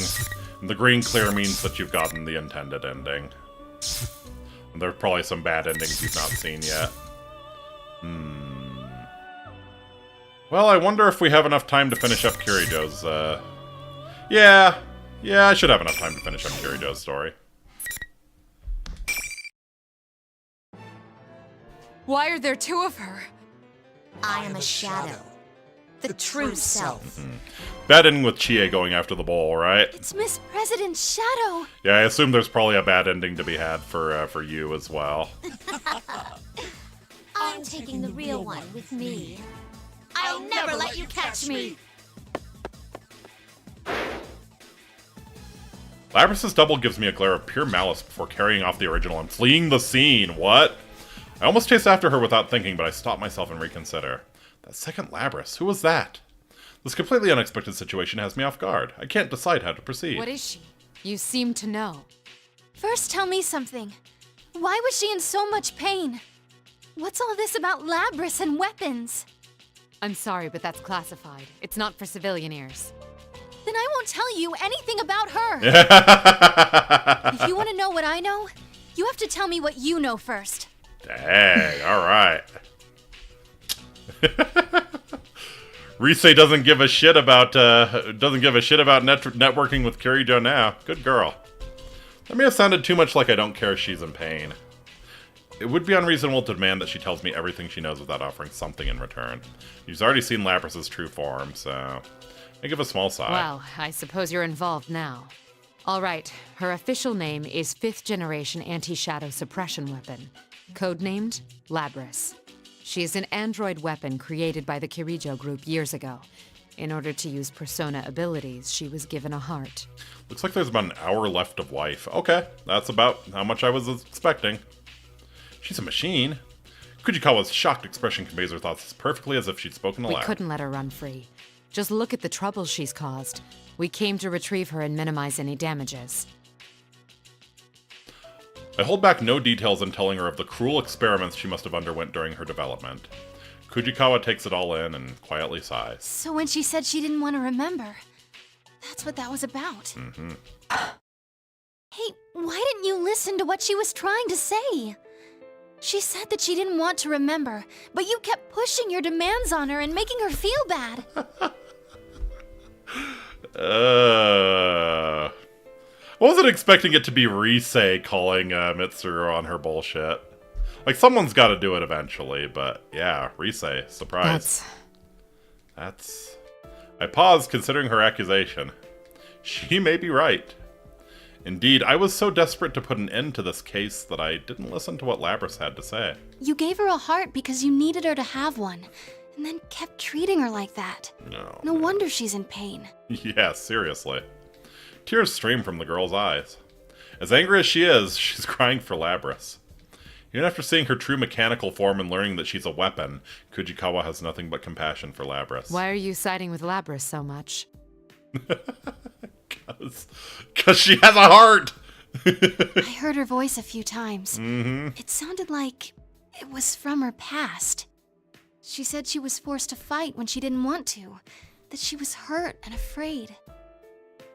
Oh boy. God, now we have to have Mitsuru go do empathy. Ooh. I see. Kujikawa had also heard the voice, just as I did when she used her persona. Kujikawa slowly tells me about what happened last year, and the reasons why she came to Inaba. Due to her career as an idol, she was cut off from those who knew her for who she was, leaving her isolated. But just when she had lost faith in everything, she met people who believed in her, saving her life. Someone to believe in, huh? Hearing that brought up again is a sore point for me. Yeah. She's Miss President's shadow. Uh-huh. Kujikawa tells me the details that she previously said she wouldn't reveal. Kujikawa. The repressed desires you don't want to admit, here they take on a life of their own. So that's why. Then what's her ultimate goal? Why did she take Labrys? Shadows, they try to become real. It confronts the original with weaknesses to make them deny that the shadow's part of them. Also, it can take their place. I see. Then there's no time to lose. Do you think you can save her? A shadow doesn't disappear until the original person accepts it.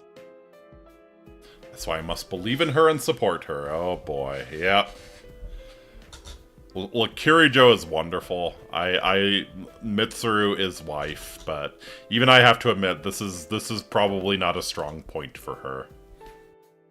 Empathy is not her greatest strength. Even if it's left unsaid, I still understand Kujikawa's desire.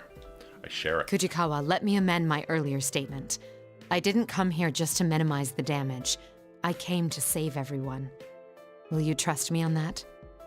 I can fix her, yeah. Yeah, that's what's kind of devastating, is like the MC absolutely could have fixed her. Now she's kind of back to where she was, a little wiser, like clearly a little wiser, but yeah. Once again, having empathy issues and having trouble articulating herself and what she really wants. It's sad. Make sure you listen to what Labrys wants to say this time, okay? I fully intend to. Kujikawa smiles in embarrassment. She apologizes to me for taking such a spiteful tone.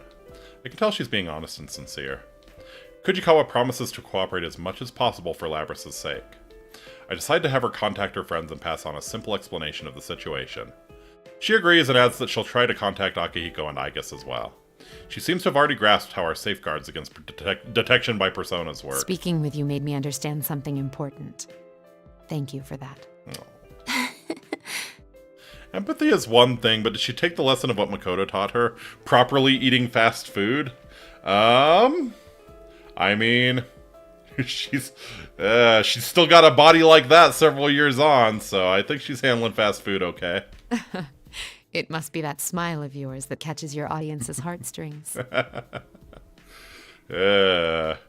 She can still rock a bodysuit, so yeah, I think she's handling the fast food okay. Promise me then. Make sure you come back with her. Spurred on by her words, I begin running to where I detect Labrys ought to be. Though I don't yet have a plan to save her. If I find her again and listen this time, will that truly be enough to save Labrys? I mean, you're gonna have to beat down the shadow. Because we fought normal Labrys, right? Like, that was the end of Mitsuru's route, was fighting normal Labrys. The invisible walls are still here, leading me to the music room. According to the guide map, it should have been further away, but just as with the announcement room, the layout of this version of the school is off. Who are you? Oh, so we have to fight you. Someone else is already inside. He frowns upon seeing me. I recognize his face from the video. If the walls are still here, does that mean the Grand Prix rules are still being enforced? As a test, I'll hold a hand out to the space where I just entered the room. It seems we're locked in. The rule against proceeding without fighting is still in effect. Are you Kirijo-san by any chance? Rise got in touch with me. I am indeed Mitsuru Kirijo. As I recall, you were the sister no, your name was... Oh, no. Oh, the woman of your dreams walks in the room and calls you a siscon. There doesn't seem to be anything scrambling our senses. Do you understand what I'm saying? I don't sense any noise, but it can't hurt to ask. Do you understand the words that are coming out of my mouth? He nods, showing that he understands the question. Risa told me you were out to save Miss President. The man Labrys, with the her name sister complex was? The Sister Complex Kingpin of Steel. That's right. But I must act swiftly. There's no noise here because our enemy thinks we'll be hesitant to fight in our right minds. Would you mind conceding? I don't want to drag you into this any further. Nope. I understand, but I can't do it like that. Hell yeah. Narukami gives a wry smile before his expression flattens If again. the rules are still in effect, my friends are still trapped.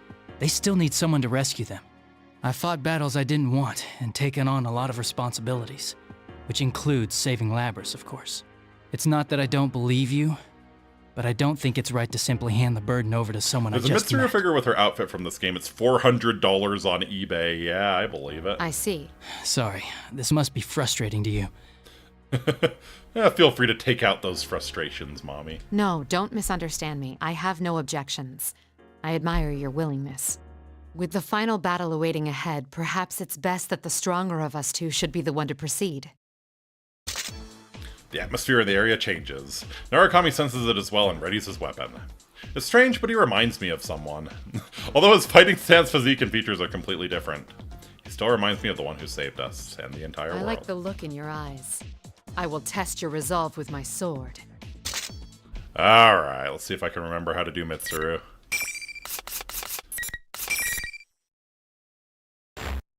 Yeah, you kind of just get up in his face, and I know mashing square gives you, like, the big combo.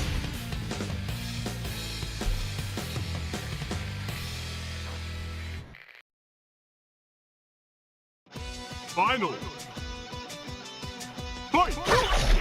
Yeah. There we go. You have time to go. Oh. Damn.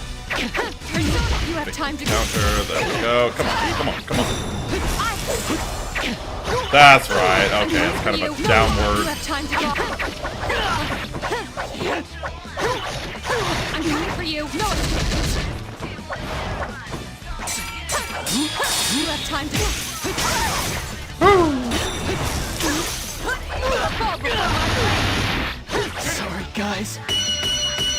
Nice. Oh, it's a Mayonaka brand piano, too. Absolutely bodied. I've won. I will move on. I've won. I will move on. Yeah. I hold my hand out to Narukami, who had collapsed on the floor, and help him up. He is covering his groin with one hand. Fortunately, I won the match. Although in fighting these people, I've come to see them in a new light. But first, I have something to ask you. What is that in your pants? In this world, to encounter another leads to an immediate win-or-lose situation. That's why I'd intended to limit my interactions with others. All I felt regarding these students was regret for dragging them into this mess. But in order to... Oops. What was that? But in order to be sure I can save Labrys, I feel that I'll need their help. Since they have more experience with this world, they're most likely closer to settling this. Okay. You said that you want to save Labrys too, but you barely know her. She isn't human and has been through things that aren't easy to understand. What were you going to do for her when you found her? Give her a hug. Narukami quietly closes his eyes before answering. Nothing in particular, but I could have stood at her side at the very least. At her side? A number of things dawn on me with Narukami's words. Though I had resolved to fight by myself, I wasn't truly alone. I had family and close allies, all who supported me. But Labrys was alone. She fought against the same units who shared her fate, and after escaping into this world, she had no one. I see. I understand now. He politely underlined something important I had overlooked. He's not the first to show me a new perspective like this. This warm sensation that spreads within me. I understand now. That's why Narukami reminded me of him. Yeah. You really do remind me of an old friend. Aww. I do? Yes. Though he's more than just a friend. I owe my life to him. I attempt to contact Kujikawa again. When she responds, I give her another request. She eagerly agrees, and Narukami, who's listening in, nods in satisfaction. Well then, I'll be going now. To save Labrys. There is no hesitation now. I have seen what must be done. I must go forth and keep my promise with them. Labrys will be saved. I'm certain of that now.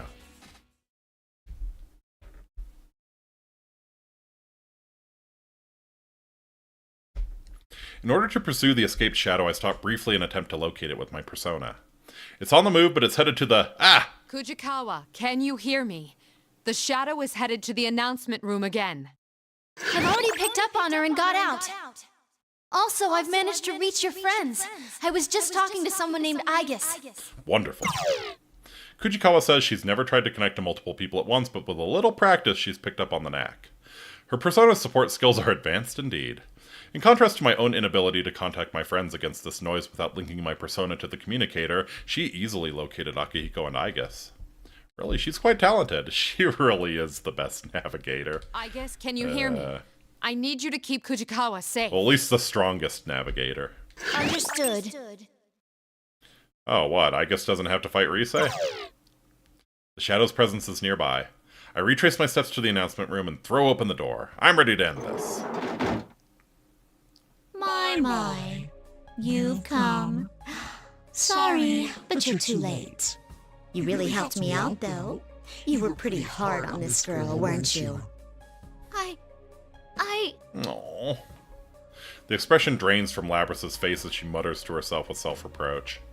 The shadow must be hammering at Labrys' psyche in order to have Labrys deny herself. Look me. We've got a guest. This human's here to take us back. She'll never understand how we feel. A typical human. Stop! Don't say any more! Labrys. Yeah! Oh, she looks so ridiculous and ridiculously hot. God damn. Look at that. I step between Labrys and her shadow and draw my weapon. Fencing in the big puffy coat like that. She's... What a special girl. What a special girl. The shadow looks at me and her face boils over with hatred. What's this all about? Oh, of course. It would be a problem if she were destroyed while you were retrieving her, huh? Retrieve? No! This has got nothing to do with me! How long are you gonna lie to yourself? It's about time you face reality. Shit gets serious when Mitsuru throws off her code and active I'm done holding back. Hell yeah. You want the everyday boys and girls to experience what you had to go through, right? That's why we're in a school having a fighting tournament. You want to see close friends fight for their lives against each other. Because if they do that, then they might understand. You want to make them understand. That ain't true!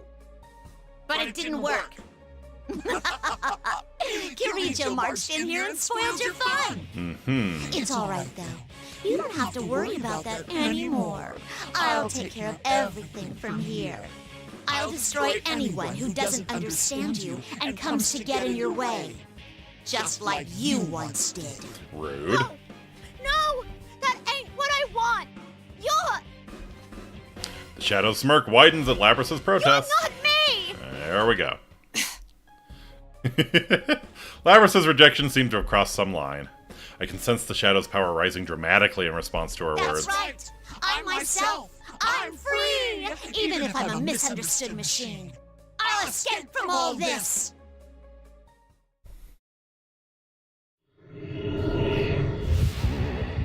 We get this again. Yes! The power! This is the cool CG.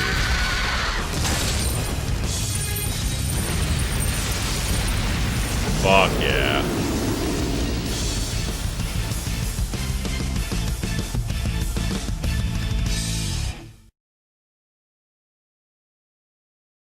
It's gone berserk. But there should still be time.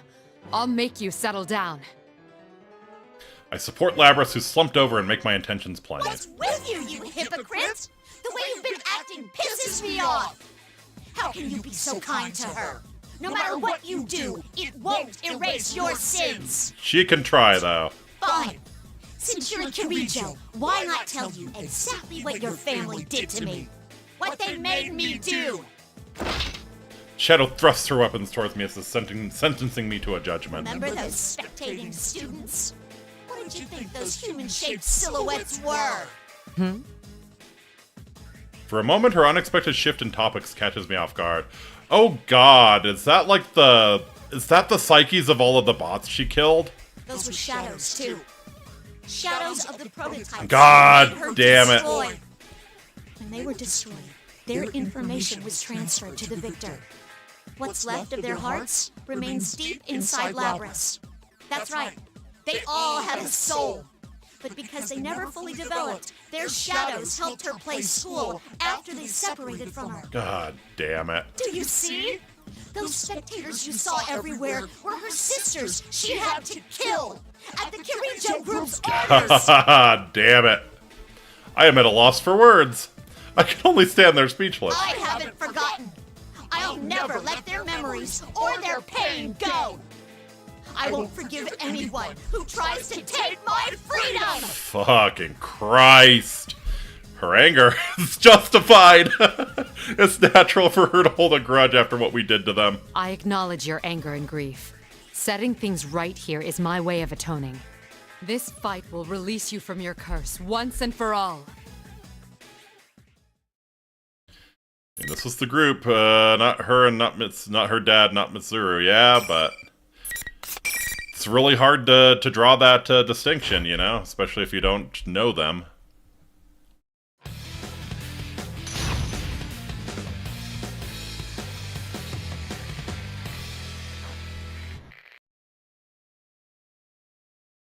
Finally!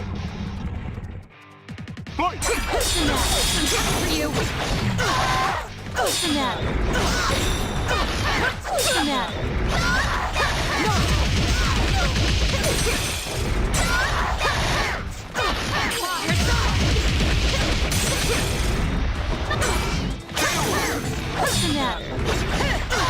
Come on.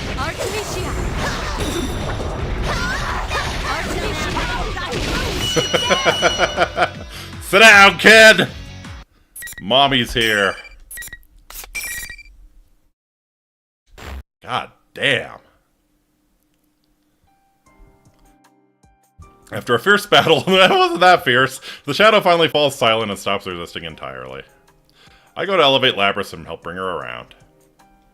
She regains consciousness. She looks at me with sorrow and resignation. Am I gonna be alone again? Nope. What am I saying? Of course I am. After all I've done? No. No one will lock you away ever again. Aww. Huh? I thought I had a firm grasp on things, but in the end, all I did was drive you into a corner. I'm sorry. No one puts Labby in a corner. Why is a Kirijo apologizing to a machine? I mean, I hurt people. Dragged him into my own mess. I'm just like I was before. There ain't no reason to forgive me. That is solely your opinion. Kujikawa, can you hear me? Loud and clear. Is that Rise-san? That's right. You've met her too, and...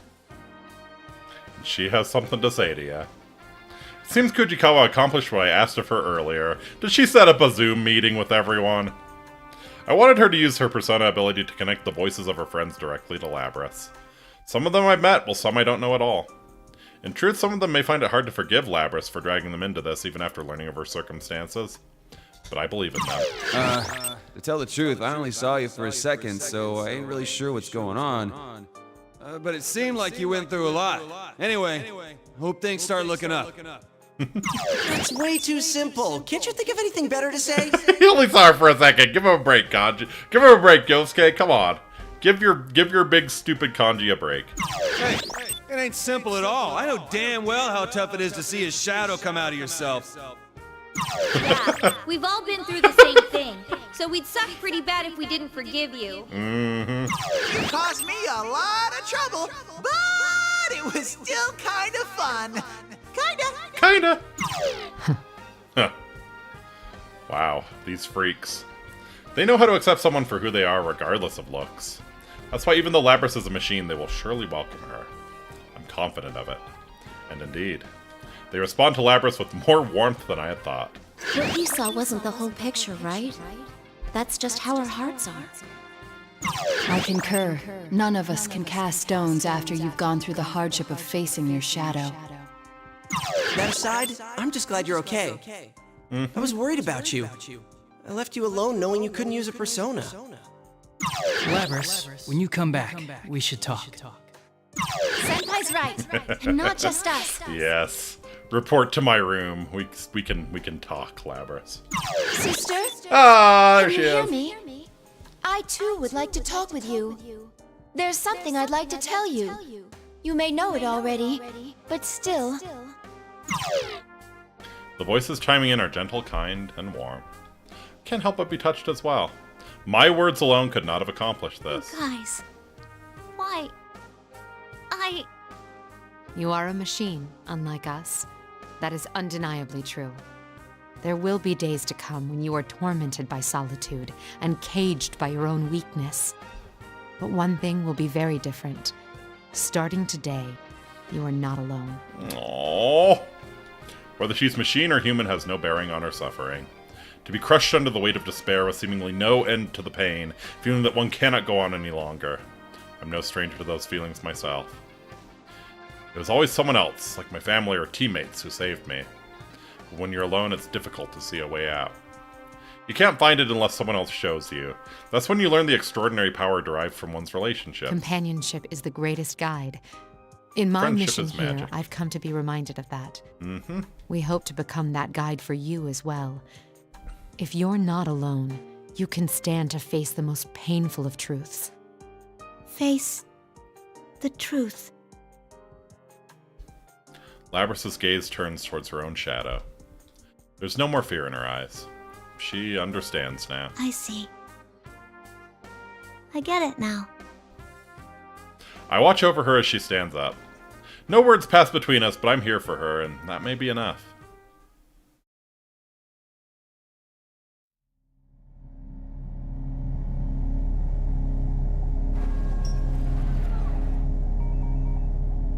I'm sorry I ignored you all this time. So we get this I again. was the one who left you all alone.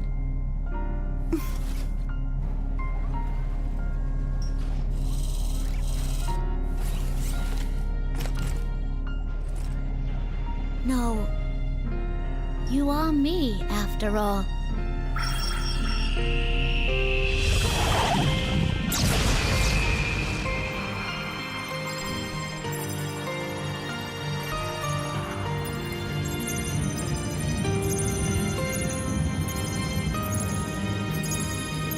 Alright, I'm gonna give Ariadne another chance. I'm gonna take another look at it.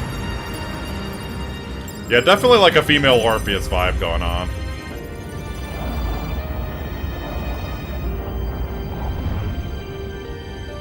This is my persona. Yeah, it's still a little bit too close to, like, Labrys herself for my taste, but it's not bad. It's not bad, I guess. Yeah, the female Orpheus part is a nice touch.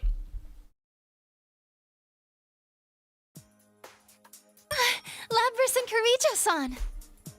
Welcome back, you guys. Together with Labrys, we head towards the rooftop, where there is supposedly an exit to the real world. A small crowd welcomes us on our arrival. Some of them I haven't yet met in person. If I recall correctly, the energetic girl with the short hair is Chie Satonaka. The well-built young man must be Kanji Tatsumi. And that must be the general, I mean, the real Teddy. His speech is no different from the imposters, but in the absence of that evil demeanor, the real one is much more adorable. Oh, Teddy, you might have a chance. You might have a chance with the greatest one of all. All the faces I saw in the video are here with a smile on every one. Whoa! You really are a robot! Hey, can I touch you? Don't be racist, Chie. Chie-san, that's a bit impolite. Seriously. It's hard enough restraining myself already. You said restrain yourself. TE bondage. Well... Well, I give Labrys an encouraging smile. She needn't be afraid to enter their circle. None of them are rejecting her after all. Sorry I caused you guys trouble. Yeah, I want to talk to you about that. That Grand Prix was you, right? Yeah. It wasn't a half-bad idea. Fighting to see who's the strongest man was awesome! I too would like to touch the robot, right? Oh, what? Kanji's right, but you should have invited me, too! Mm-hmm. Sorry? Sorry? I won't forgive you until you say, yeah. I really like you, you big bear of a man. All sexy like that! Alright, Labrys, it's okay to break out the battle axe. Guys, stop making it even worse. Sorry we're starting off like this. In any case, I'm really glad you're all right. I got you to thank for that. You do got you to thank for that. They take very naturally to someone who isn't human. Yeah, well, they've been dealing with Teddy's ass for who knows how long.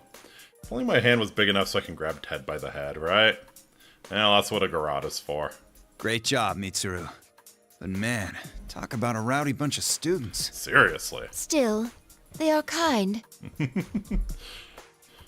Not the short-haired one! She stole my damn beef bowl! I look at Labrys surrounded by new friends. I wish I could join them, but part of me would rather watch over them for now. And there are things I still need to consider.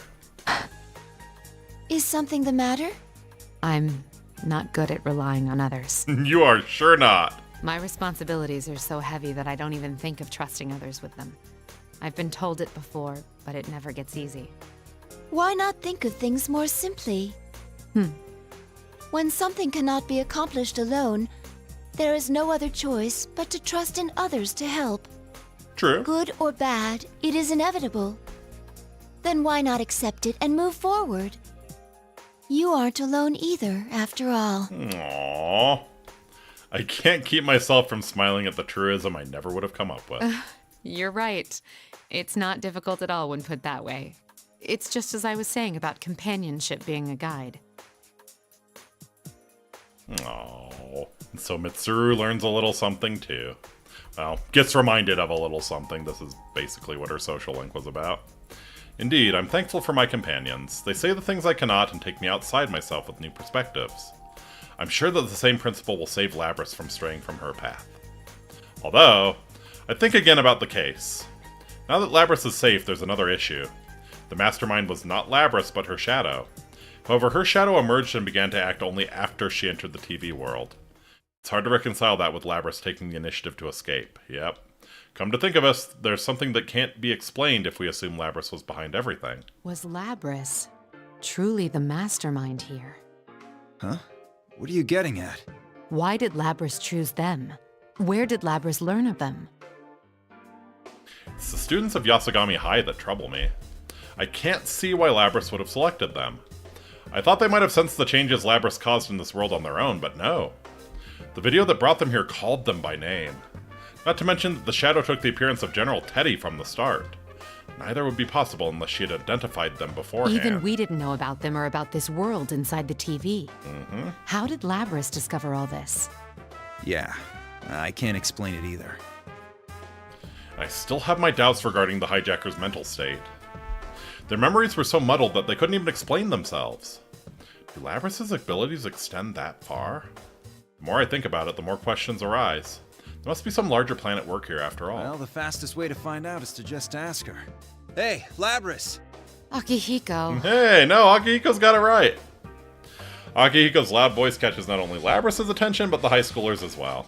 I'd hoped to keep them away from this since they were innocent bystanders. Akihiko seems not to notice my irritated glare. Again, like, you yourself realize that something is targeting these kids for some reason, so they're not bystanders. When did you wake up? How did you find out about the TV world? About this place? There we go.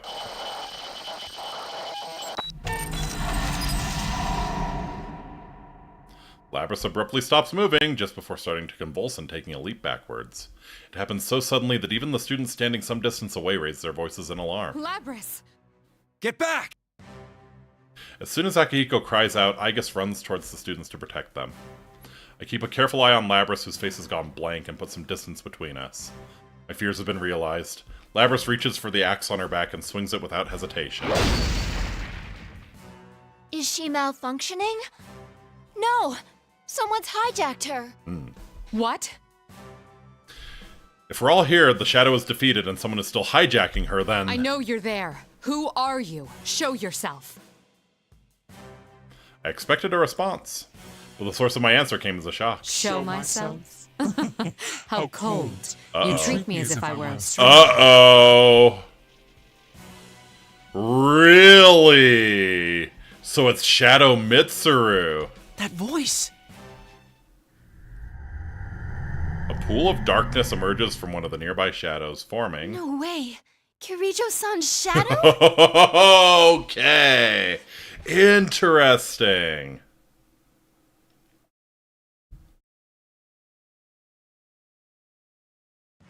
Same principle on how 2-4 was hijacked, Gray Eyes and Fights Without Consideration. It has my appearance, my face. It's me in every way, save for the unnatural gleam in its golden eyes and the mocking expressions it makes. Shadow Wife! Oh, wow, look at that face! Your own face? I am you. Woo! Still, my heart is calm. In fact, her appearance may be giving me more clues as to the enemy's intentions. Interesting. So, is it Shadow Yu who's responsible for, like, the canon? Because Yu's path is canon. So does that mean that Shadow Yu is the one responsible for all of this, like in canon? That might be the hottest thing I've ever seen, right? You seem to have a penchant for deception. Unfortunately, I already know that you're the mastermind here. It's really you. You were after Persona users from the start. That's why you chose this school and tampered with Labrys' memories. And you just demonstrated how you controlled those hijackers. Shadow Mitsuru. Very good. No wonder you managed to drive back a god once. Wow. Yes. So they I even want know them that. even more now. They even know that. You want them? Explain yourself. Personas and shadows are one and the same. If I poison your hearts, I can recruit shadows with unparalleled Mitsuru might not know how to strength. bang. Shadow Mitsuru will leave you with a crush belt. Oh, Mitsuru knows how to bang.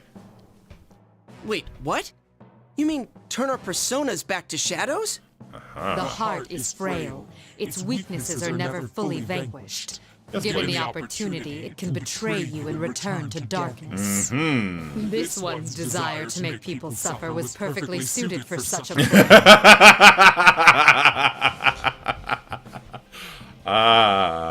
I I hijacked her freaky dominatrix tendencies and used them to bring evil into this world. Delightful. Plan? Plan? You caused all this to gather strong shadows? Who are you? Sadly, it seems things won't be going according to plan this time. But I'll make use of what tools I have to the very end. This is my last chance. No, more like a marvelous entertainment. So the question is, do I still get to use my persona? It's not really Shadow Mitsuru, right? The Shadow ignores my taunts and raises its right hand toward Labrys, still collapsed on the ground. Labrys reacts to the gesture by rising up, like a puppet with no will of its own. You bastard! You bastard. This form is exhausted from constant battle and will be useless as an asset. But unless you destroy it, it will keep rising up and attacking you all. What will you do? Labrys obeys the Shadow's command and leaps forward to attack. Seems the enemy will do anything to rattle us. I understood that. But understanding it and forgiving it are two different things. We'll just knock her out one more time. No, don't attack her. Further damage to Labrys could put her in danger. Alright, so attack Shadow Mitsuru. But, come on! She's all over us! Ah! Now, may you suffer and curse your fate. Relinquish your personas. At that moment, I hear a voice whisper in my mind. Huh? I stop in spite of myself. I know this voice well. Relief washes over me to hear it. This match will end in our victory. I called everyone Don't assembled. listen. Everyone, concentrate on avoiding her attacks. Was that voice who I think it was? That's cool as shit. But we can't do that forever. Just try and hang in there. Trust me. I trust in you. I realize that this is an impossible demand. Everyone is already exhausted by what's come before. Still, I need to buy time. Surprisingly, the first to nod is neither Akihiko nor Aigus. Everyone, we can take this much. Yosuke, you ready? Hell yeah, partner. Let's let Mitsuru-san do her thing. Hanamura and the others recover from their confusion at once when Narukami speaks. Interesting. He seems to be a great leader. Akihiko, Aigus, back them up. You got it. No one will force my sister to hurt others ever again. You had best hurry and decide. Who will be destroyed? This shell or the lot of you? The Shadow laughs triumphantly at seeing us driven against a wall. Flaunting one's power, acting like a god, how short-sighted. I sense what I've been waiting for. We've bought enough time. Sad to say, but this show is over. What?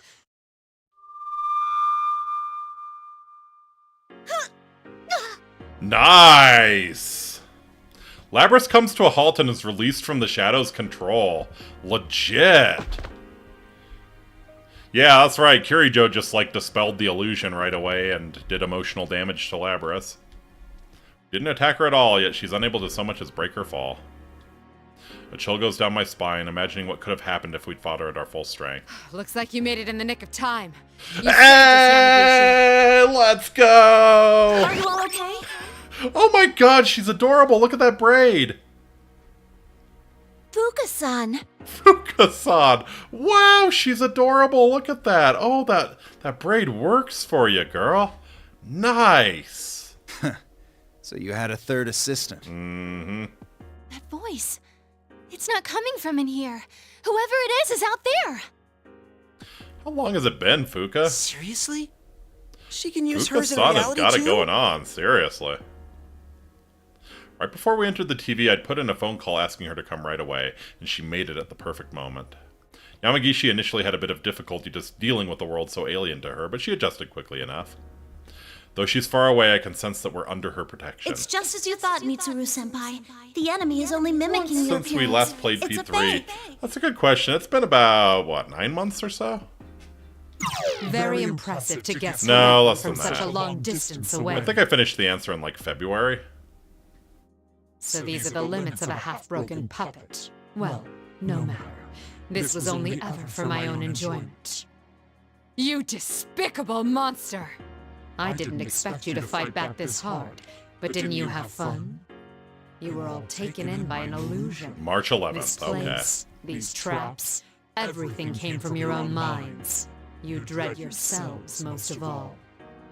A beautiful plan, wasn't it? Are we gonna get to smack Shadow Mitsuru? Please tell me we get to smack Shadow Mitsuru. Your idea of beauty is rather warped, as is your plan and your assessment of us. But your biggest mistake was that you took my form in the end. Your biggest mistake was that you pissed me off. I take a step forward. I'll smack Shadow Mitsuru, alright, yeah. Seeing this, Akihiko and Igus take a step back. Yes! They know me well.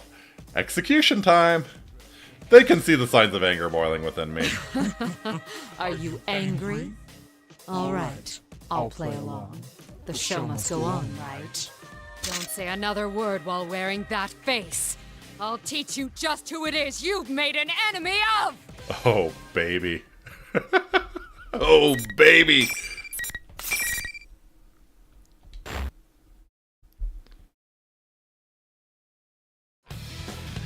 Excellent.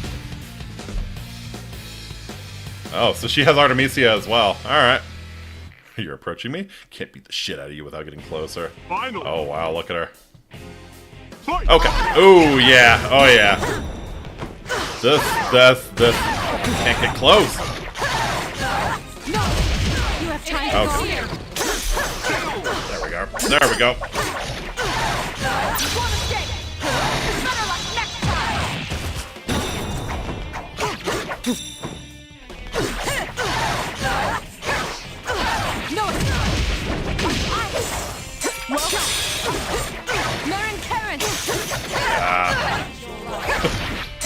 Much like real P3, Marin Karen never works.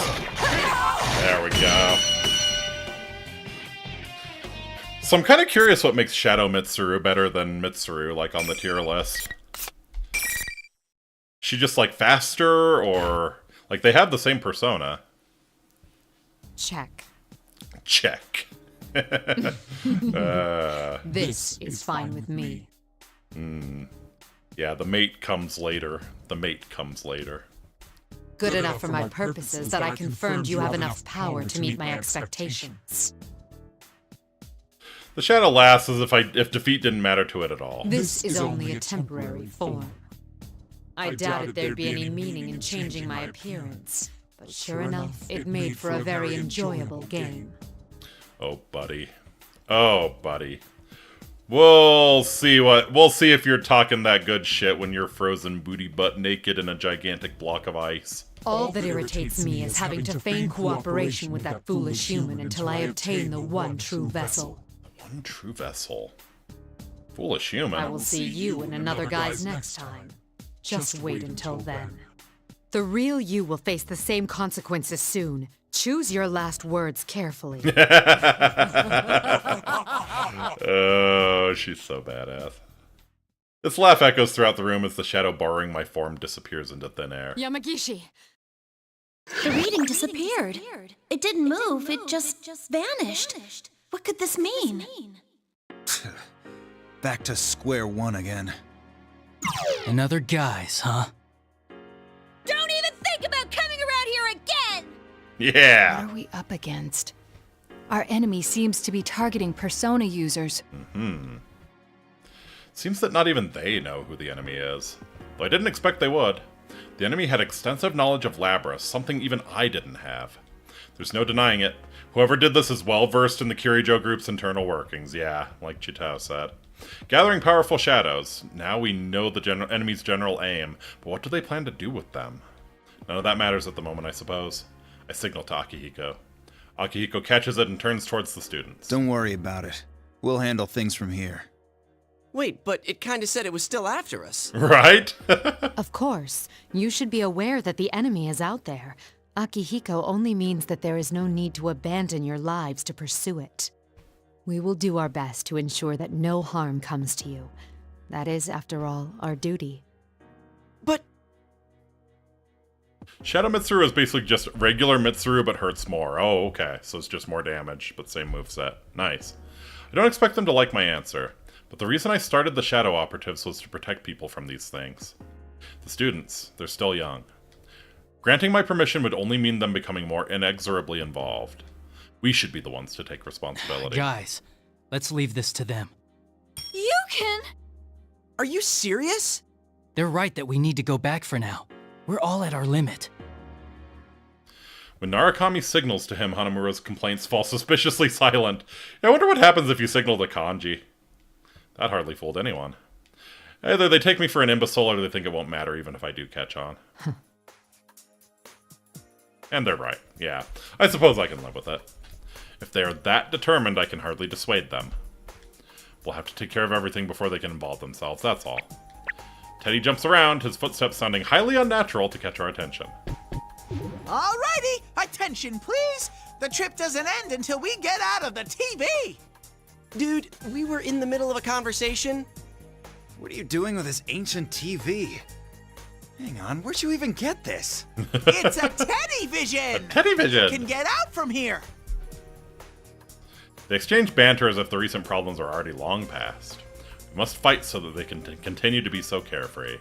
Moreover... How's Labrys? There wasn't much damage to her motor functions. I don't believe it will take much time to repair her. Still, the stress on her cognitive functions must have been severe. It may take some time for her to awaken. Igus gazes sadly at Labrys' unmoving form in her arms. We must also fight to prevent anyone else from being hurt like these two. This case is over for the time being. It's time to say our farewells to this world. But a newfound resolve to fight is surging within me.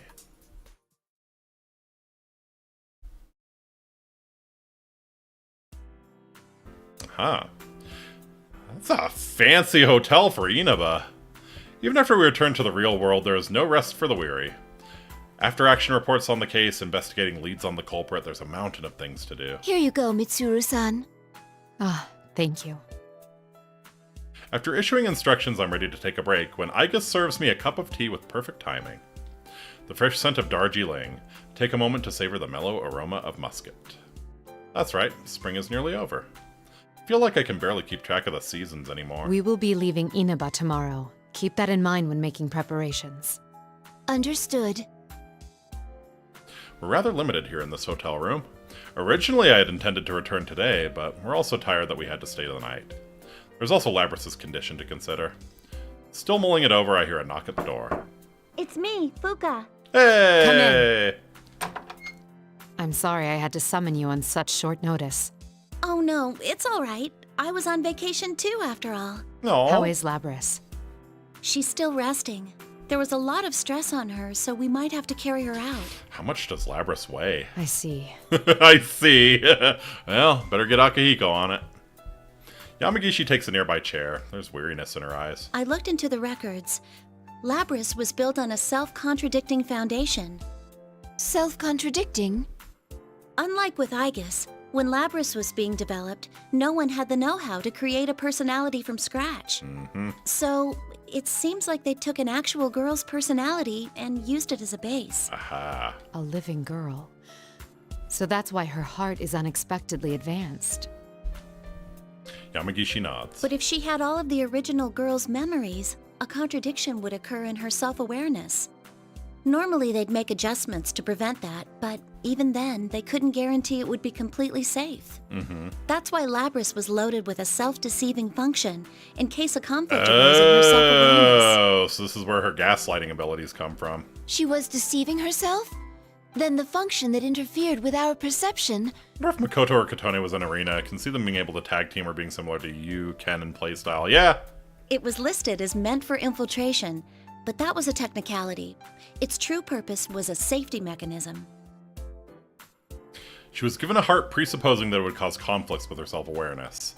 I silently begged the heavens for forgiveness at the cruelty and injustice performed upon her, seriously. If Labrys is similar to Iga, she's probably around 650 pounds. Jeesh. Yes, you truly created her just to suffer. I think that should be okay now. Hey! A hesitant voice comes from outside. Labrys! When did you get here? Sorry to sneak up on you. Blame your dad, Mitsuru. Blame your dad for not looking into it, But right? after I faced my shadow and learned how to use my persona, it's hard to explain.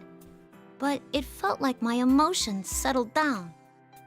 Actually, that may be what happened. Facing one's shadow could be said to be correcting one's self-awareness. That must be it. Your developers came to the decision that it was an insurmountable problem, yet you overcame it. Aww. I approached Labrys and stroke her head. Oh my god, she gets head pats from Mitsuru at the end. It was all worth it. She fidgets, her eyes cast slightly downward. How do you feel? Does anything seem off? Oh, no. You guys have treated me so well, I feel kind of guilty about it. My body's all fixed up too, so there shouldn't be any problems there. I see. Labrys' expression seems gentle. She appears to be mentally stable. I doubt there's any danger of her losing control again.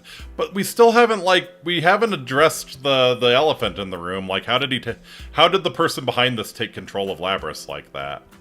He could do it again, right? I wanted to talk to you about where we go from here. From here? You mean, about me? Originally, we planned to take you back to the lab on Yakushima, but that was when we still thought of you as a mere object. Is that what you want to happen? What else is there? Literally anything else. Literally anything else. You could tell us what you yourself want. Mm-hmm. You do have a heart, just like us. Who knows? Maybe you could even go to school eventually. Aw. Me? Go to school? No. Even Aigis has been to school, and that was when she knew much less about the world than you know now. It's true. It's true. Thinking back to that time is, it's rather embarrassing. Surprisingly, Labrys falls silent in thought. To live a life no different than anyone else's. That must be exactly what she wants. Should I tell her there's no need to worry about living expenses? No, best wait for her. Best to wait for her decision. This is the billionaire mindset, right? Yes, we are obligated to pay your living expenses, but if you're going to volunteer to work and take care of yourself, we'll hold on to it. She should be the one to decide on her future. After a long silence, Labrys speaks again. School. It sounds great. But I feel like there's something I gotta do first. I mean, yeah, it's been my dream for a long time to go to school. Aww. But someone's after those guys. Someone's trying to wreck their lives. I want to catch whoever it is myself. I want to look after those guys. Let's go. Rather than being with them, she chose to protect them. It's a beautifully selfless decision. She thought for herself and chose her own path. I see no reason to deny her that. The Security Department Shadow Response Unit would be glad to have you. Welcome to the team, Labrys. No. I extend a hand. If she takes it, she'll be putting ordinary life on hold for a while. I know she understands that, but she takes it anyway. I get to work with you, sister. Aww. I guess that reminds me. I am your younger sister, but I am more experienced than you. This may be somewhat confusing. The two sisters are a bit awkward around each other now. A new bond will form there as well. Labrys made her own choice not to live an ordinary life. You could say that she is truly facing herself. She'll be alright. Seeing the two of them together makes me sure of it. I'll give you a tour of the lab tomorrow. Make sure you're ready to write things down. Tomorrow? We're leaving Inaba already? 24 smiling from the grave. Hell yeah. I haven't even said goodbye. I can't leave without seeing him one more time. Oh, that's good to hear. It means you've made some friends. Friends. Aw. I turned to Aigis. Aigis, get in contact with them by whatever means you deem necessary. Understood. Understood. I will Kool-Aid Man through all of their walls. How should I contact them? I only know their names. 24 walked so Labrys could run, literally, yeah. Yamagishi, your usual method should prove effective once again. Well, Labrys walked so Aigis could run. Remember that scene on the docks? Huh? But isn't that invading their privacy? Permission granted. Remember, Permission granted. We have official sanction to operate now. What's the government gonna do to us? What's the government gonna do to us? I'm a billionaire and I'm the police. Who's gonna stop me? After how they acted when we were parting, we'll definitely need their contact info. They won't sit quietly by, of that I'm sure. This matter is still open, after all. The mystery remains unsolved, and there are still worries nagging at me. That's not the only legacy of this case. I'll help look him up, too. Oh. Labrys breaks into a smile and takes Aigis' side at the computer. The bonds that gave her that smile, they will light our unseen path. There's no knowing yet where this case might lead, but the day that we stop in our tracks too afraid to continue will never come.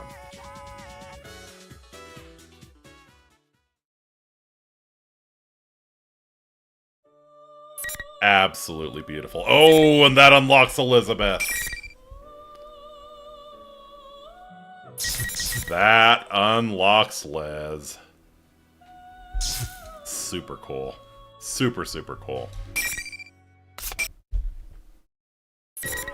Alright. So I think that's a great place to leave off for now.